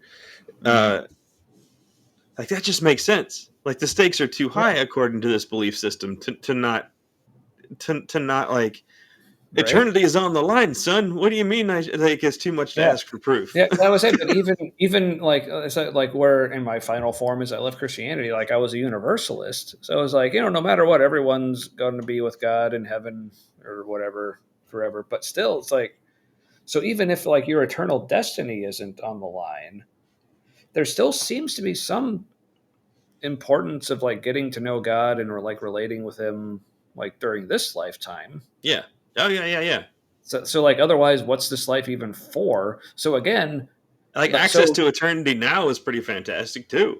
yeah, so yeah, again, like going back to like, do we accept this level of ambiguity in any other relationship where we're just told, well, this person loves you and cares about you, but you can't expect any evidence, you just have to believe it. We tell people to leave those relationships. Exactly. Like if I were to tell my kids like I love you and like, okay, well, what do you do? It's like, well, first of all, I'm just going to disappear and you're not even going to know that I even fucking exist. It's Yeah. like they would be taken away from me, and rightly so. So all this business about God being like a good father, it's like, well, not the way Christianity describes him. He's not. so Yeah. And that's a so yeah. very So that's a very modern take. Like, a good yeah. father. Well, a good father according to which time period, because, like, Abraham was like the ideal father, but he got a little salty and Yeah. had slaves, and his kids and his women were his property, Yeah. and, And he got like, a little almost stabby. yeah, just, Yeah. I mean, But he yeah. talked So he talked I don't know how many people into cutting off part of their genitals. Like, right. that Yeah. was him, right? So He Abraham was a circumcision dude, or is that somebody else? I think it started with him. Yeah. Yeah. But He's like, I've got the best idea. yeah. But yeah. So going back to like with my deconstruction and like what kind of pushed me all the way out was he's like, because I was just looking for something, but the only answers I was ever getting was essentially, well, you shouldn't, not only you can't, but you shouldn't expect answers. And I almost like got the but feeling but that that the and that fact didn't that I that was, tend didn't you tend to get that comment after you were like they were like welcoming your questions, and then when you got to a certain point, they're like, "Well, you shouldn't expect any answers." And you're like, "Well, why were you so comfortable with my questions?" Well, because I also found out there were certain answers that you could expect, Mm-hmm. or if you arrived at certain answers, that was viewed as a good thing. It's like whether it's like reading the Bible or just like having some experience, and you think, oh, I think if whatever answer you were getting was anything along the lines of, well, I think this is God telling me something like, well, I should be more loving, or I should, learn to trust him more. Like, yes, you've arrived. That's the answer. Yes, that's absolutely it. Yeah, But anytime where I was examining things and the answer I came up with was, this makes absolutely no fucking sense. And I don't think this is real at all. That's when I got the, well, you shouldn't expect answers. This just means it's something you just got to keep wrestling with, and it's a it's like journey, that. man. It's like, You got that defense mechanism. You triggered like the yeah, failsafe in the antivirus. right. So speaking of doubting Thomas, that's a story I just kept coming back to. It's like when people were telling me, well, you can't expect answers. Like, this is like, okay, well, according to, because even like the Christians who like, they would still use the Bible, even though they say like the Bible isn't as a whole like necessarily all from God, but it's all about the Jesus parts. I'm like, okay, so even the parts that you're gravitating towards, the Jesus parts, Jesus literally gave a dude physical evidence when he asked for it. Or Yeah, even Paul, like on like the road to Damascus. and if you ask, seek, and Like, knock, yeah, right, and the door will yeah, be opened. Like if you keep yeah. like begging And you for will find. evidence Yeah. or just reason to keep believing, like, and it Mhm. doesn't come. But even Yeah. now, Or it's not like you and I have turned a corner and we're like, well, we would accept no proof of God at this point. Like, no, no. if there Yeah. was actual evidence, um, Hmm. I would get closer to that, but I would still be like, okay, so all we know Yeah. is that there's this thing we're calling God that's outside of our reality, but is part of Mhm. reality. Seems to be a being. Right. Like we still couldn't attribute these extra things. Yeah. It's because like so. Because here's the thing, I think there's, I don't know if this is necessarily, if you call this conflation or whatever. So okay, so faith in general, like it is a good thing to have, because there are certain things that we just can't be sure of, but at some point we just have to Yeah, you'd believe, be okay, crippled this is if you going to be didn't. the thing. Yeah, So, but it's like Christians or the religious in general, they just take that concept and like, okay, they say just because faith is important in these aspects, we just say, okay, faith is important. So then they just kind of apply it across the board, whether it actually fits or not. So, for example, so like our friendship, like I have faith in you that you are a good friend. That if I like need to talk to you about something, like I can share anything with you. I have yeah, faith same. that I can do that with you. Hmm. Right. But I don't have faith that you exist. You know? It's like You assume so but you assume I exist. You know what I mean? That's not the same. I don't think that's the same as faith. no, but like so but I have evidence that you exist. Like I'm Yeah, talking to you right now. So but like so if that really so evidence is crap, then you don't have any evidence anything exists. right. Like maybe, So but so whatever you call whatever evidence I have that you exist, that's all that I'm asking for as far as evidence that God exists. yeah, But so people but people keep taking the concept of, well, you have to have some faith, and that like, okay, I would agree that if it were actually evident and like convincing to me that God exists, okay, then at that point, okay, I would have faith that he loves me. I would have faith that the things he's telling me are good for me, and like whatever advice or counsel I get from him is good. yeah, But it's all based on actual evidence and like reality that he exists. So, but like, I wouldn't consider you a friend if I didn't have any kind of proof that you, or at least what we call proof. And I don't want to get into the whole discussion of like, what is knowledge? What do we actually know? Whatever people mean when they say they know someone exists, I know you exist, right? yeah. You got Sam Heresy for a second there. is like, oh, just quit with the definitions. Whatever people like, it just works with every definition. Stop trying to pin it down. Yeah. So whatever people mean when they say that I know that my friend Matt exists, I'm just asking for that for God. And then beyond that, yes, I will have faith in him that what he tells, or if at that point, if I ask him a question and then he tells me, I don't want to just give you the answer. I want you to figure this out. Okay. At that point, cool.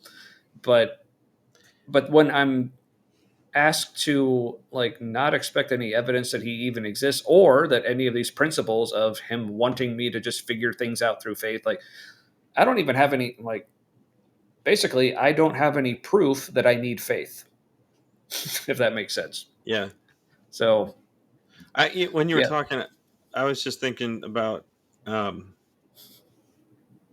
like I feel like I did have a relationship with something, Hmm. because it's hard to imagine a relationship, and people will be like, well, I know because like I feel it, like I have a relationship with, you know, and I think where I haven't said this in a while, but where I got to is God became the part of me that was also in everyone else.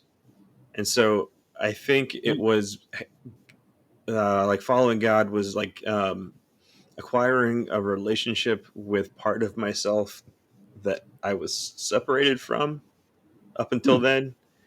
And it was also the relationship, like having a relationship with the connection between me and other people. And so it was like part of humanity that I had like been separated from, part of myself and just people in general that had been separated from. And because that continued to develop until now, like that was like a through line between like before faith, because I didn't grow up in like a like real religious kind of world. And I went through like evangelical Christianity, and now, like the part after that, and that through line was getting to know myself more and just Hmm. humanity better. Um, so it is a relationship, but when you Hmm. realize what you're having that relationship with, it kind of speeds up. And the benefits speed up. That's where I Oh ended up. yeah. Yeah. Yeah. Because that's something I realized. So this is one thing like about like progressive Christianity or deconstruction or whatever that I actually agree with the more like fundamentalist Christians on, and that is the concept of you really are just believing in a God of your own making. But like, whereas they were using that as a pejorative, it was like, I mean, also I think it applies to even the fundamentalists because I think like any concept that anyone has of God is what they're choosing to kind of think is the correct way to view God. I mean, yeah, which again, this goes back to the whole free will thing. Like, on what level can we even choose what we think is the correct way? But yeah. But it's like So whatever like, we call, like in that scenario, like whatever we're calling God, it's not. It's more like we created or accepted the story for it. Like the God was always there in quotes, um, but now we're kind of exposed to it. Why did I just get balloons? Did you see that? I did. I don't know why, but I dug it. Yeah. I didn't touch anything. That was kind of, I would call that's almost like a serendipitous moment. Yeah. Are you on an iPad or something? No, okay. I'm on an Apple product, Yeah, I know. Like with Apple stuff, I know like when I've been on my phone, like based on like various gestures that I'll give, like certain things will pop up. but my Yeah. screen is turned off, so I don't know how that happened. Hmm. Uh, yeah. So no. So in that way, people like I can understand like people getting like, oh, I didn't create God. They just kind of like discovered God. Well, okay, sure, but like if God is you and your relationship with other people, then like that has always been there, as far as you know. Like I'm not aware of anything before I was born.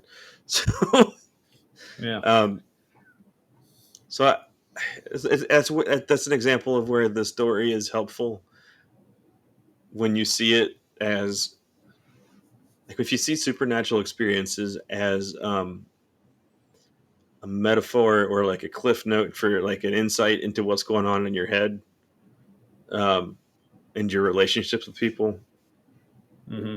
then it's just way more useful than if you're like that's just a real thing. And Oh, yeah. okay, but what does it mean? I don't know what you're talking about. That was just real. It's history. It's just telling the story about what happened. It's like, but why is that important? Because it happened. Like, come on. It's like, no, is what evidence do you have that it happened? Well, you can't expect evidence. Like, well, then. But yeah, so I was having a But you conversation with just someone. showed me evidence in a book. Yeah. You just are like, this book is proof. And I'm like, that's a proof you have a book. Yeah. Yes, you can prove the book exists. Congrats. But yeah, so I was having this conversation with someone recently who was, it's like they were still wanting to hold on to like a concept of Jesus, and they felt like they just couldn't let go of that. But they're like, because we were talking about like different portrayals of Jesus or God in general in the Bible. Is like, well, I believe that, that whole concept of, well, God is like Christ, so any image of God in the Bible that's not like Christ isn't accurate or is a misconception or whatever. It's like, well, first of all, how do you know God is like Christ?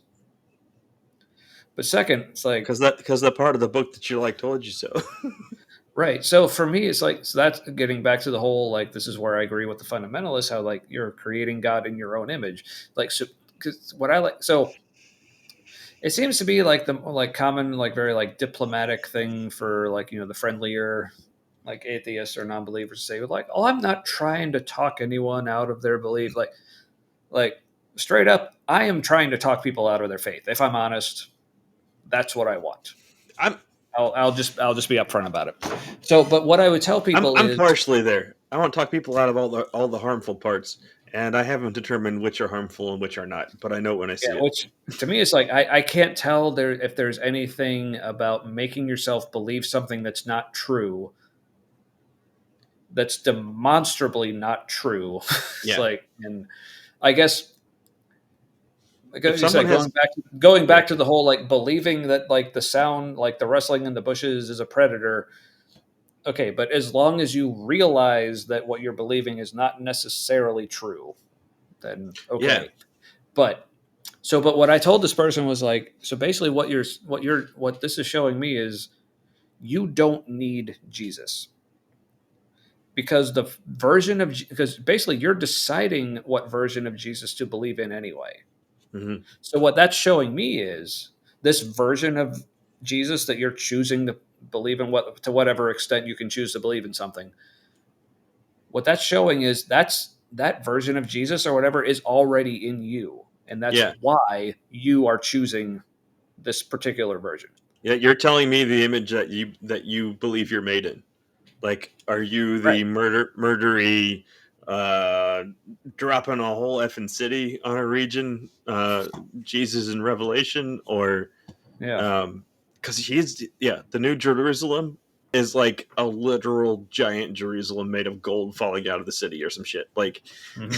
Yeah. Or throwing the whore on the bed to let the nations have their way with, kind of yeah, thing. that's Yeah. dark. And did you know that when that the prayer thing that we were involved in, the two guys who like got it started, um, the reason why they started it was because the whole goal was to get Jerusalem to drop out of the sky sooner. Like that was the whole point of spiritual warfare, was to prepare the way for the new Jerusalem, like help it happen sooner. Ugh. And I was like, what? I think they should have told us that. Yeah, that would have been helpful to know. But yeah, so You're like, here's my motivation. You know that story? Everybody's like, well, kind of weird. Like, we're totally on board and we want to make it happen sooner. and you're a part of that. And Yeah. like, no. Yeah. So yes, if I'm honest, I am trying to talk people out of that. But at the same time, I feel like I don't necessarily have the power to talk someone out of it. It's like I'm Yeah. just presenting like how I view things. But if what I say causes you to no longer believe, that's not me causing you to believe. That's just whatever realizations you're coming to. But see, Like, Tommy, that's you being more powerful than God. Because if you can take away somebody's faith against their free will, a faith that God couldn't put in without their permission, or you could just rip that shit out like a faith endectomy, just like imposed on somebody. yes, I will go on record and claim that I am more powerful than a thing that doesn't exist. Yes. But yeah, and so, but and so are they saying that if they are afraid? right, yeah, Yeah. they're claiming that I'm more powerful as well, which I appreciate and accept your worship of me. That's, My feet are dirty, bitches. Why? Watch for these. those who like if for the people like me who've been like trying to read my shirt under the logo, question everything, worship nothing.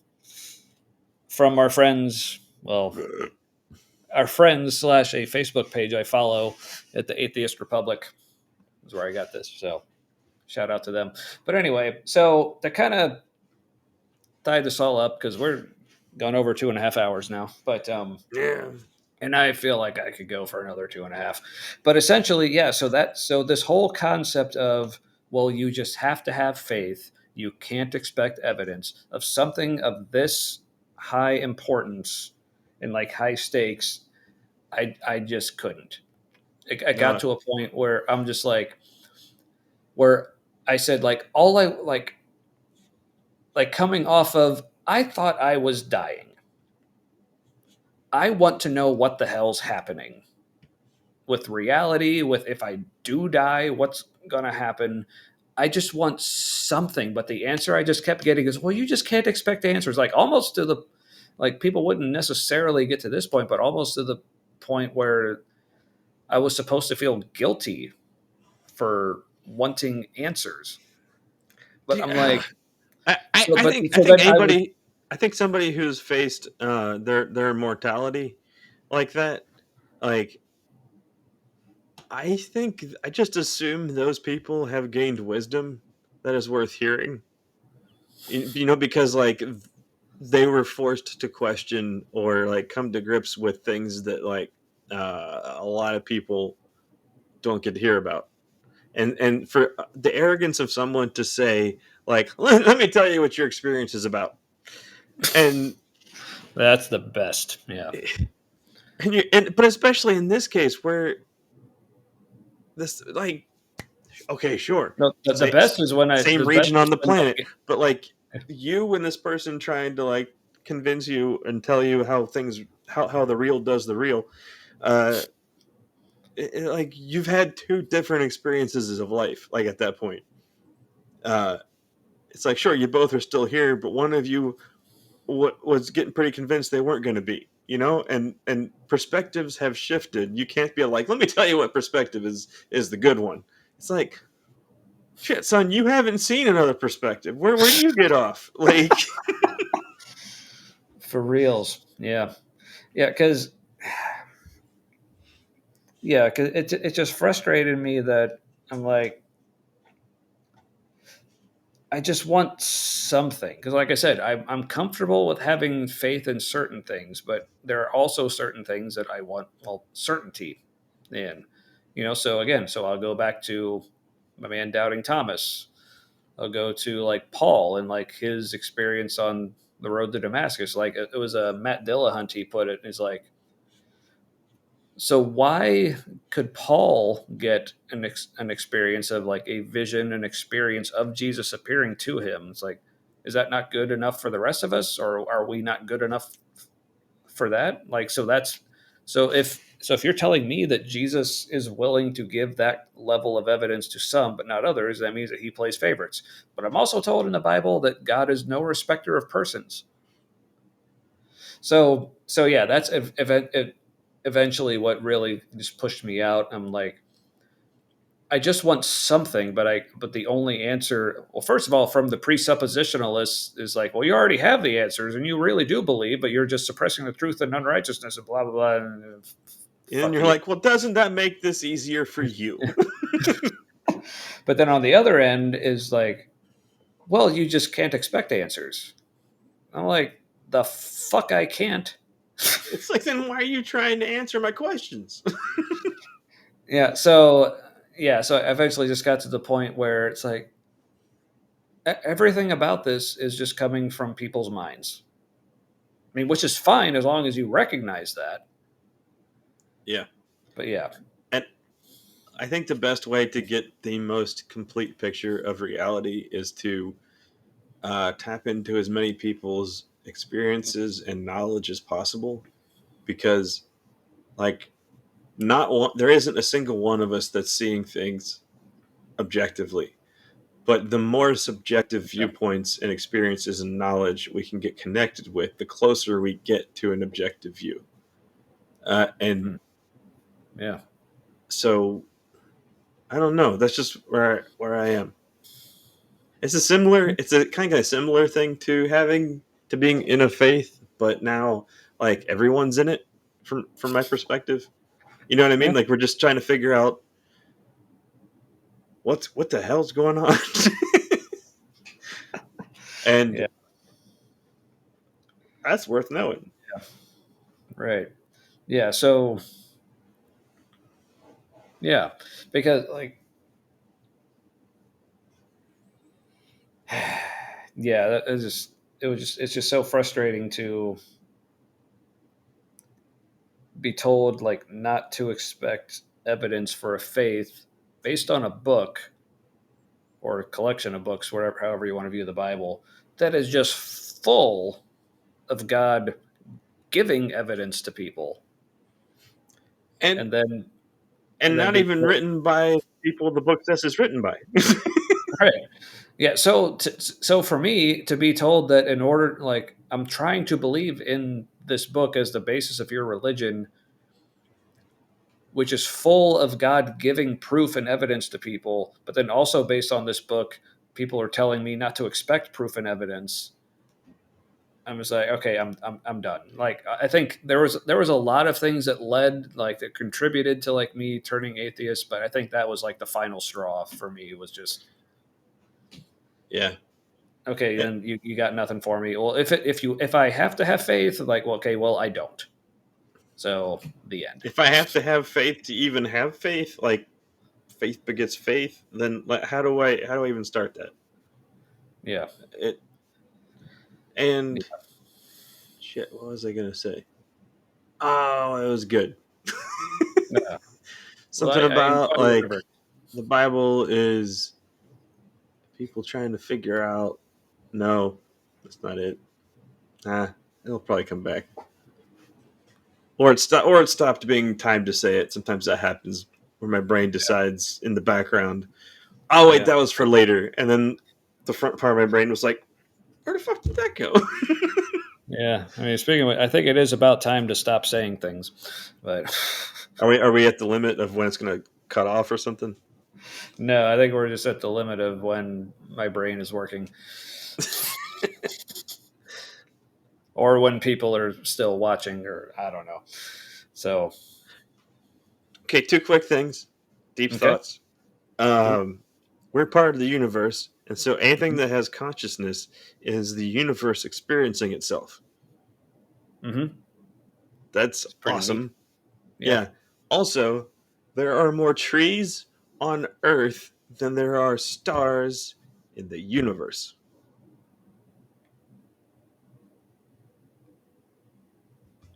There are several trillion trees estimated to be on Earth based on some, like, pretty reasonable calculations.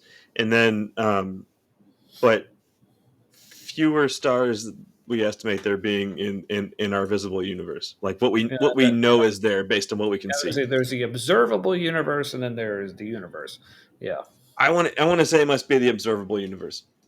yeah, But I would even think still, so. like, what's on this little sphere, the Yeah, larger which sphere of the visible universe. That's crazy. that seems like way too many fucking trees, and I am way less upset about deforestation now. But Tommy, there was like 2 trillion more trees in the past. That's not. Did you? The Amazon You know what rainforest. there and you know what there weren't in the past when there were 2 trillion more trees? Us. Well, And beer and Hulu and football. So I I, say fuck the trees. so so I want Amazon, video games. the Amazon rainforest. Right now that they're doing the lidar scans for like ruins and stuff, there's a lot of visual evidence that the Amazon rainforest in the past was significantly deforested by like these enormously large cultures in the area, like Hmm. giant planting fields, and the world was fine apparently. So now, Hmm. granted, they weren't burning a bunch of shit and putting it in the air, but Yeah. Yeah, uh, I think it's all about a balance. Yeah. yeah. But that just blew my mind when they're like, at one point in the past, the Amazon rainforest was way smaller than it is now. Yeah. I mean, I guess you can afford to do a little more deforestation when you aren't burning all the coal. Yeah. So, yeah. But yeah. But you just got to have faith. You just got to believe in, The trees, man. You gotta believe in the trees. yeah, or something. I don't know. All Big, right. they're Well, Bigfoot doors. They're portals, man.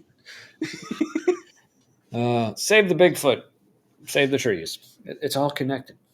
All right. That's All a right. Well, any T-shirt. other? I like it. We need a store so we can sell stuff like that. Yeah, But yeah. So, but speaking of people telling us things, I haven't got a chance to read it, but I noticed while we were talking, I got a message from a friend saying, "Hey, I got a show idea or a topic for you guys to talk about." cool, So cool, cool. keep that shit coming, and I will read that message soon, and I'm assuming it's cool based on the person it's coming from. But yeah. So yeah, if seriously, if anyone has anything you want to hear us talk about, like reach out to us on Facebook. There's an email address that I've put in other things. It's just the humanity live at gmail.com. But I mean, if you're watching this, it's either on YouTube or Facebook. So just leave a comment or message us there or something. Let us know And if if there's it's anything you. yeah, and if it's something that you want to talk about, Yes. like we'd be happy to have you on to talk about it with us. Absolutely. Yeah, So like I said, the way when we have guests on, we don't really see you so much as a guest, but more like you're a third co-host. yeah, Talk about whatever it is we're talking about. So, yeah. Like I said, when we are live, we'll like to put out the link for people to jump on, but obviously like tonight this is pre-recorded, so and God bless you for staying with it if you went to this point. yeah, this this was might this be our was a long one. longest one yet. Yeah, felt So, good though. yeah, I mean Felt it pretty on was. topic for most of Yeah, I think we've been doing better at that recently, even though we're like longer, but we're like longer on topic, or at least on a topic. it. So, but yeah, it's felt good to us. So I hope it felt good to you too. So, but yes, any other parting words before you, Benny, our dicks, and Got the benediction. Um, I had something. I don't anymore. yeah. Oh, So, uh, if you like listening to this and you're like, hey, other people might like listening to this or watching yes, this, share it with them, yeah, please and share it. Yeah, and don't be embarrassed. I mean, I'm sure there's something that was said that was offensive to at least one person at some time, and you're like, you can even do a little disclaimer. You're like, I'd like to share this with you. I enjoyed parts of it. yeah. Yeah, you don't necessarily have to agree with the whole thing. So Yeah. another thing, so with the our old podcast, Three Beer Gospel, there was a Facebook group attached to that, which like it's still active, but maybe we could like redo For that. So real? Like people are using it? No, people aren't using it. I'm just saying it's still like it still exists as a page or as a group or whatever. So No, if people aren't using it. What are you talking about? yeah, yeah. So if that sounds like, and it's a private group, so Mhm. it's we created as a space for people to just like share whatever without having to fear like, well, who's going to see this? Like, well, everyone in the group is going to see it, but yeah, not necessarily other people. But so if that's something that people would like to kind of revive and keep going, let Yeah, us know. We can like and, get and that going and again. we would gatekeep that too. We'd be gatekeepers for that. So if somebody Mhm. behaves in an unfriendly way, um, they would be shown the door. Yeah, not be after hidden, not after saying, "Did you realize?" And they're like, "Oh yeah, I realized." We're like, yeah, okay, you do you, but over here. yeah, not here, over there. Yeah, Yeah. So yeah, so if that's anything anyone would be interested in, let us know, and we can kind of see about getting that started up again. But yeah, so yeah, and again, if you're watching this later, obviously everyone will be watching this later, but yeah, please leave your comments, messages, whatever, to like reach out to us. We'd love hearing yep. all the feedback and keep. And if any other people have suggestions for things you want to hear us talk about, or if you, like I said, if you want to be a guest co-host on the show to talk about stuff, yeah, let us know. We all about it. Yep. All right. Well, take us out, Matt. May your things and stuff be forever with your people. I did a little hand signal there, like because we could do Yeah. this. We could wait. What is it? We could do this and freak some people out. You know what that Well, what was is? we were talking about once, like maybe used as a logo. Like we're not to the point where we necessarily want like an inverted cross. We're just more like just like a cross on its sideways, because on its side, because like we kind of don't care enough to even invert it. Where it's like on its side, oh fuck But it. that you know what that hand signal means, right? As above, so below, No, which is yeah, a hermetic principle, and yeah. somehow became satanic. Well, yeah, there's like the Baphomet thing where he's like, solve coagula, yeah, as Right, above, so but below, kind of thing. on Yeah. earth as it is in heaven is the same thing. As above, Hmm. so below. Yeah. So moral of the story: Jesus was a Satanist. All right. Good night, everybody.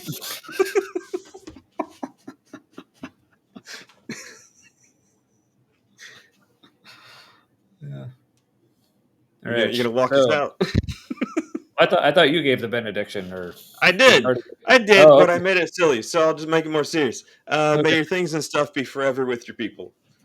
Ah, yes. Forever and ever. Amen. Or a women. A all the things. All right. Hey, people. A people. Yes. A. Now we're Canadian. All right. Hey, Good night. people.